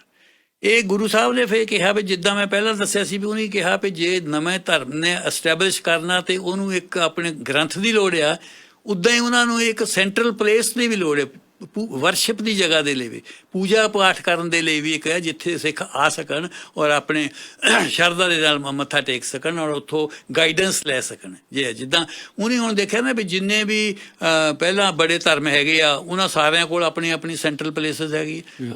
ਮੁਸਲਮਾਨਾਂ ਦੇ ਕੋਲ ਮੱਕਾ ਸ਼ਰੀਫ ਹੈਗੇ ਆ ਜੀ, ਤੇ ਹਿੰਦੂਆਂ ਕੋਲ ਇੱਧਰ ਹਰਿਦੁਆਰ ਆ, ਉੱਧਰ ਕ੍ਰਿਸਚਨ ਯਰੂਸ਼ਲਮ ਹੈਗੇ ਆ, ਇਹਨਾਂ ਸਾਰਿਆਂ ਕੋਲ ਉਹ ਫਿਰ ਉਹਨੇ ਕਿਹਾ ਵੀ ਇੱਥੇ ਸਾਨੂੰ ਵੀ ਇੱਕ ਲੋੜ ਆ ਇਹੋ ਜਿਹੇ ਮੰਦਰ ਦੀ, ਇਹੋ ਜਿਹੀ ਜਗ੍ਹਾ ਦੀ ਜਿਹੜੀ ਇੱਕ ਸੈਂਟਰਲ ਪਲੇਸ ਬਣ ਜਾਵੇ ਜਾ ਕੇ। ਅੱਛਾ, ਉਸ ਵੇਲੇ ਹੁਣ ਜੇ ਆਪਣੇ ਗੁਰੂ ਨਾਨਕ ਦੇਵ ਜੀ ਦਾ ਵੀ ਦੇਖਿਆ ਤੇ ਉਹਨਾਂ ਦਾ ਜਨਮ ਹੋਰ ਜਗ੍ਹਾ ਹੋਇਆ, ਪਹਿਲੀਆਂ ਐਕਟੀਵਿਟੀ ਹੋਰ ਜਗ੍ਹਾ ਹੋਈਆਂ, ਆਖਰੀ ਜੇ ਟਾਈਮ ਉਹਨੇ ਹੋਰ ਜਗ੍ਹਾ ਤੇ ਰੱਖਿਆ ਜਾ ਕੇ। ਸੋ ਕਿਸੇ ਦੀ ਚੋਣ ਨਹੀਂ ਹੋਈ, ਇਹ ਚੋਣ ਹੋਈ ਇੱਥੇ, ਇਹ ਅੰਮ੍ਰਿਤਸਰ ਦੇ ਵਿੱਚ ਹਰਿਮੰਦਰ ਸਾਹਿਬ ਬਣਾਇਆ ਫਿਰ ਉਹਨੇ। ਹੁਣ ਇਹ ਜਿਹੜਾ ਹਰਿਮੰਦਰ ਸਾਹਿਬ ਥਿੰਦ ਸਾਹਿਬ, ਇੱਕ ਮੈਂ ਤੁਹਾਨੂੰ ਦੱਸ ਦੇਵਾਂ, ਹਰਿਮੰਦਰ ਸਾਹਿਬ ਇੱਕ ਓਨਲੀ ਮੰਦਰ ਆ ਜਿਹੜਾ ਗੋਡ ਦਾ ਮੰਦਰ ਆ। ਬਾਕੀ ਮੰਦਰ ਜਿਹੜੇ ਹੈਗੇ ਉਹ ਦੇਵੀ ਦੇਵਤਿਆਂ ਦੇ ਨਾਂ ਤੇ ਆ ਜਾ ਕੇ, ਸ਼ਿਵ ਜੀ ਦੇ, ਹਨੂੰਮਾਨ ਜੀ ਦੇ, ਉਹ ਡਿਫਰੈਂਟ ਦੇਵੀ ਮਾਤਾ ਦਾ ਡਿਫਰੈਂਟ ਜੀ। ਹਰੀ ਮੰਦਰ ਜਿਹੜਾ ਹੈ ਨਾ, ਗੋਡ ਦਾ ਘਰ ਜਿਹੜਾ ਹੈ, ਗੋ ਇੱਕੋ ਹੀ ਆ, ਉਹਨੇ ਗੋਡ ਦਾ ਮੰਦਰ ਬਣਾਇਆ। ਇੱਦਾਂ ਨਹੀਂ ਬਣਾਇਆ ਵੀ ਇਹ ਕਿਸੇ ਗੁਰੂ ਦਾ ਮੰਦਰ ਆ ਜਾਂ ਕਿਸੇ ਹੋਰ ਦਾ ਮੰਦਰ ਆ ਜਾਂ ਕਿਸੇ ਚੇਲੇ ਦਾ ਮੰਦਰ ਆ ਜਾਂ ਕਿਸੇ ਸਾਧ ਦਾ ਮੰਦਰ ਆ। ਨੋ, ਗੋਡ ਦਾ ਮੰਦਰ ਆ, ਹਰੀ ਦਾ ਮੰਦਰ ਬਣਾਇਆ, ਇੱਕ ਯੂਨੀਕ, ਸਿਰਫ ਹਰੀ ਦਾ ਮੰਦਰ ਹੋਊਗਾ, ਹੋਰ ਨਹੀਂ ਕਿਸੇ ਦਾ ਇਹ ਮੰਦਰ ਹੋਊਗਾ।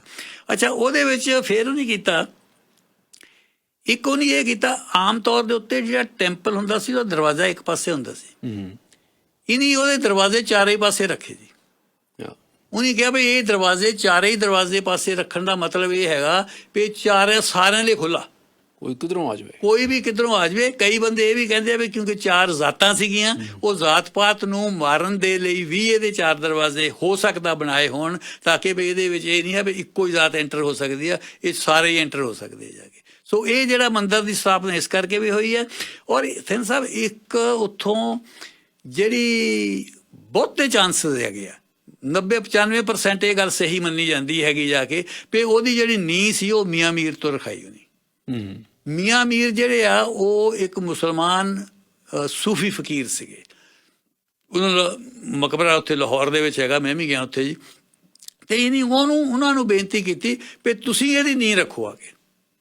ਉਹ ਇਸ ਗੱਲ ਕਰਕੇ ਵੀ ਇਹ ਇੱਦਾਂ ਨਹੀਂ ਹੈ ਵੀ ਇਹ ਕਿਸੇ ਪਰਟੀਕੂਲਰ ਸਿੱਖਾਂ ਦਾ ਮੰਦਰ ਹੈਗਾ ਜਾ ਕੇ, ਇਹ ਸਾਰਿਆਂ ਦਾ ਮੰਦਰ ਹੈਗਾ, ਸਾਰਿਆਂ ਦਾ ਖੁੱਲ੍ਹਾ ਹੈ ਮੰਦਰ ਹੈ। ਕਿਉਂਕਿ ਜਿਸ ਵੇਲੇ ਗੁਰੂ ਨਾਨਕ ਦੇਵ ਜੀ ਦਾ ਵੀ ਉਹਨਾਂ ਦੀ ਆਪਣੀ ਜੋਤੀ ਜੋਤ ਸਮਾਏ ਆ, ਡੈਥ ਹੋਈ ਆ, ਉਸ ਵੇਲੇ ਵੀ ਜਿਹੜੀ ਉੱਥੇ ਪੱਥਰ ਲੱਗਾ ਹੈ ਉਹਦੇ 'ਤੇ ਇਹ ਲਿਖਿਆ, ਨਾਨਕ ਸ਼ਾਹ ਫਕੀਰ, ਹਿੰਦੂ ਕਾ ਗੁਰੂ, ਮੁਸਲਮਾਨ ਕਾ ਪੀਰ।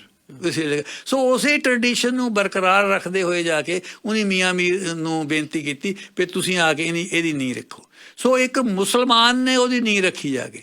ਸੋ ਜਿਹੜਾ ਇਹ ਮਗਰੋਂ ਆ ਕੇ ਕਹੀ ਜਾਂਦੇ ਆ ਜਾ ਕੇ ਜੀ ਵੀ ਇਹ ਤਾਂ ਮੁਸਲਮਾਨਾਂ ਦੇ ਖਿਲਾਫ ਜੰਗ ਸੀ ਗੁਰੂ ਸਾਹਿਬ, ਮੁਸਲਮਾਨਾਂ ਦੇ ਖਿਲਾਫ ਤਾਂ ਜੰਗ ਹੋ ਹੀ ਨਹੀਂ ਸਕਦੀ ਸੀ ਕਿਸੇ ਵੀ ਗੁਰੂ ਸਾਹਿਬ ਦੀ, ਕਿਉਂਕਿ ਮੁਸਲਮਾਨਾਂ ਨਾਲ ਤਾਂ ਕੋਈ ਰੌਲਾ ਨਹੀਂ ਸੀ। ਜ਼ਾਲਮਾਂ ਦੇ ਖਿਲਾਫ ਜੰਗ ਹੋਈ ਹੈ ਸਿੱਖੀਜ਼ਮ ਦੀ, ਜਿਹੜੀ ਆ ਜ਼ੁਲਮ ਦੇ ਖਿਲਾਫ ਲੜੇ ਆ, ਕਿਸੇ ਕਿਸਮ ਦਾ ਵੀ ਜ਼ੁਲਮ ਹੋਵੇ, ਪਰ ਦੇ ਹੈਪਨ ਟੂ ਵੀ ਜਿਹੜੇ ਸੀਗੇ ਉਸ ਵੇਲੇ ਉਹ ਮੁਸਲਮਾਨ ਹੁੰਦੇ ਸੀਗੇ। ਤਾਂ ਉਹ ਕੇ ਫਿਰ ਉਹਨੇ ਕੀ ਕੀਤਾ, ਹੁਣ ਮੰਦਰ ਜਿਹੜੇ ਬੜੇ ਬੜੇ ਉੱਚੇ ਮੰਦਰ ਸੀਗੇ, ਇਹਨੇ ਕਹਿੰਦੇ ਸਭ ਤੋਂ ਨੀਵਾਂ ਹੋਊਗਾ। ਅੱਛਾ ਜੀ। ਇਹ ਮੰਦਰ ਜਿਹੜਾ ਹੈਗਾ ਇਹ ਆਮ ਤੋਂ ਨੀਵਾਂ ਰੱਖਣਾ ਜਾ ਕੇ। ਸੋ ਉਹ ਹਰਿਮੰਦਰ ਸਾਹਿਬ ਹੁਣ ਵੀ ਤੁਸੀਂ ਦੇਖੋ ਥੋੜਾ ਜਿਹੜਾ ਹੈਗਾ ਆ ਡਾਊਨ ਆ, ਬਾਕੀ ਹੈ ਉਹਦਾ ਮਤਲਬ ਇਹ ਨਿਮਰਤਾ ਦਾ ਪ੍ਰਤੀਕ ਹੋਊਗਾ। ਪੈਸਾ ਇਹ ਕੋਈ ਹਉਮੈ ਵਾਲੀ ਗੱਲ ਨਹੀਂ ਹੈ ਵੀ ਜਿਹੜਾ ਹੈਗਾ ਬਹੁਤ ਜ਼ਿਆਦਾ ਹੈਗਾ। ਇਹ ਮਤਲਬ ਮੋਟੀਆਂ ਗੱਲਾਂ ਜਿਹੜੀਆਂ ਇਹ ਸਿੱਖੀਜ਼ਮ ਨੂੰ ਨਹੀਂ ਦਿੱਤੀਆਂ, ਜਿਹੜੀਆਂ ਵੀ ਹਰ ਵੇਲੇ ਤੁਹਾਡੇ ਦਿਮਾਗ ਦੇ ਵਿੱਚ ਇਹ ਗੱਲਾਂ ਜਿਹੜੀਆਂ ਹੈਗੀਆਂ ਰਹਿਣੀਆਂ ਚਾਹੀਦੀਆਂ। ਜ਼ਾਤ ਪਾਤ ਹਰ ਵੇਲੇ ਉੱਡਣੀ ਚਾਹੀਦੀ ਹੈ ਤੁਹਾਡੇ ਮਨ ਦੇ ਵਿੱਚੋਂ, ਹਿਊਮਿਲਿਟੀ ਹਰ ਵੇਲੇ ਰਹਿਣੀ ਚਾਹੀਦੀ ਹੈ। ਮਤਲਬ ਇਹਦੇ ਵਿੱਚੋਂ ਜਾ ਕੇ ਔਰ ਨਾਲ ਜਿਹੜਾ ਹੈਗਾ ਇਹ ਮੁਸਲਮਾਨਾਂ ਵਗੈਰਾ ਦਾ ਕੋਈ ਇਹਦੇ ਵਿੱਚ ਨਹੀਂ ਹੈ। ਸੋ ਇਹ ਇੱਕ ਵੱਡੀ ਕੰਟਰੀਬਿਊਸ਼ਨ ਹੈ, ਕਿਉਂਕਿ ਹਰਿਮੰਦਰ ਸਾਹਿਬ ਨੇ ਫਿਰ ਆ ਰਹੇ ਟਾਈਮ ਦੇ ਵਿੱਚ, ਕਿਉਂਕਿ ਹਰਿਮੰਦਰ ਸਾਹਿਬ ਨੂੰ ਨਹੀਂ ਤਲਾਬ ਤਾਂ ਪਹਿਲਾਂ ਹੀ ਜਿਹੜੇ ਹੈਗੇ ਆਪਣੇ ਸਰੋਵਰ ਤਾਂ ਬਣ ਚੁੱਕੇ ਸੀਗੇ ਜਾ ਕੇ, ਸੋ ਉਹਦੇ ਵਿੱਚ ਬਣਾ ਕੇ ਇਹ ਹਰਿਮੰਦਰ ਸਾਹਿਬ ਨੇ ਫਿਰ ਸਿੱਖ ਮੂਵਮੈਂਟ ਨੂੰ ਇੰਸਪਾਇਰ ਬਹੁਤ ਕੀਤਾ। ਇਸ ਹਰਿਮੰਦਰ ਸਾਹਿਬ ਤੋਂ ਇੰਸਪੀਰੇਸ਼ਨ ਲੈ ਕੇ ਫਿਰ ਸਿੱਖ ਜਿਹੜੇ ਹੈਗੇ ਆ ਉਹ ਲੜਦੇ ਰਹੇ, ਉਹ ਲੜੀਆਂ ਉੱਥੋਂ ਇੰਸਪੀਰੇਸ਼ਨ ਲਈ ਜਾ ਕੇ। ਔਰ ਹਰਿਮੰਦਰ ਸਾਹਿਬ ਨੂੰ ਬਾਅਦ ਦੇ ਵਿੱਚ ਕਈ ਵਾਰ ਸ਼ਾਸਕਾਂ ਨੇ ਉਹ ਢਾਇਆ, ਬਰੂਦ ਨਾਲ ਉਡਾਇਆ। ਹੁਣ ਇੱਥੇ ਫੇਰ ਰੌਲਾ ਪਾ ਦਿੰਦੇ ਜੀ ਉੱਥੇ ਜੀ ਮੁਸਲਮਾਨ ਨੇ ਉਡਾਇਆ। ਮੁਸਲਮਾਨ ਨੇ ਨਹੀਂ ਉਡਾਇਆ ਜੇ ਕਿ ਉਹ ਸ਼ਾਸਕਾਂ ਨੇ ਆਇਆ, ਜਿਹੜੇ ਜ਼ਾਲਮ ਰੂਲਰ ਸੇ ਉਹਨੇ ਉਡਾਇਆ।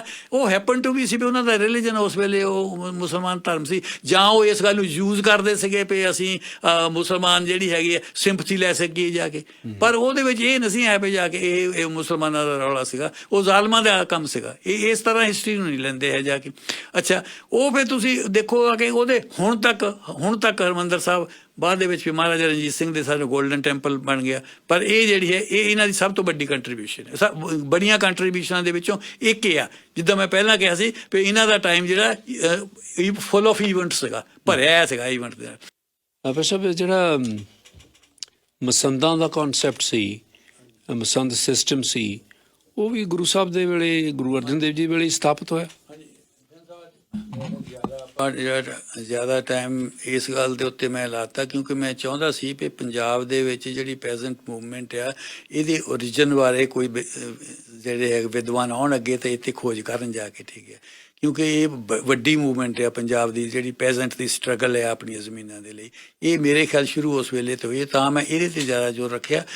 ਬਾਕੀ ਜਿਹੜਾ ਹੈਗਾ ਆਖਰ ਦੇ ਵਿੱਚ ਆਪਾਂ ਇਹ ਕਰ ਸਕਦੇ ਹਾਂ ਵੀ ਜਿਹੜਾ ਮਸੰਦ ਸਿਸਟਮ ਆ, ਇਸ ਸਿਸਟਮ ਨੇ ਵੀ ਸਿੱਖੀਜ਼ਮ ਨੂੰ ਫੈਲਾਉਣ ਦੇ ਵਿੱਚ ਬਹੁਤ ਵੱਡਾ ਯੋਗਦਾਨ ਪਾਇਆ।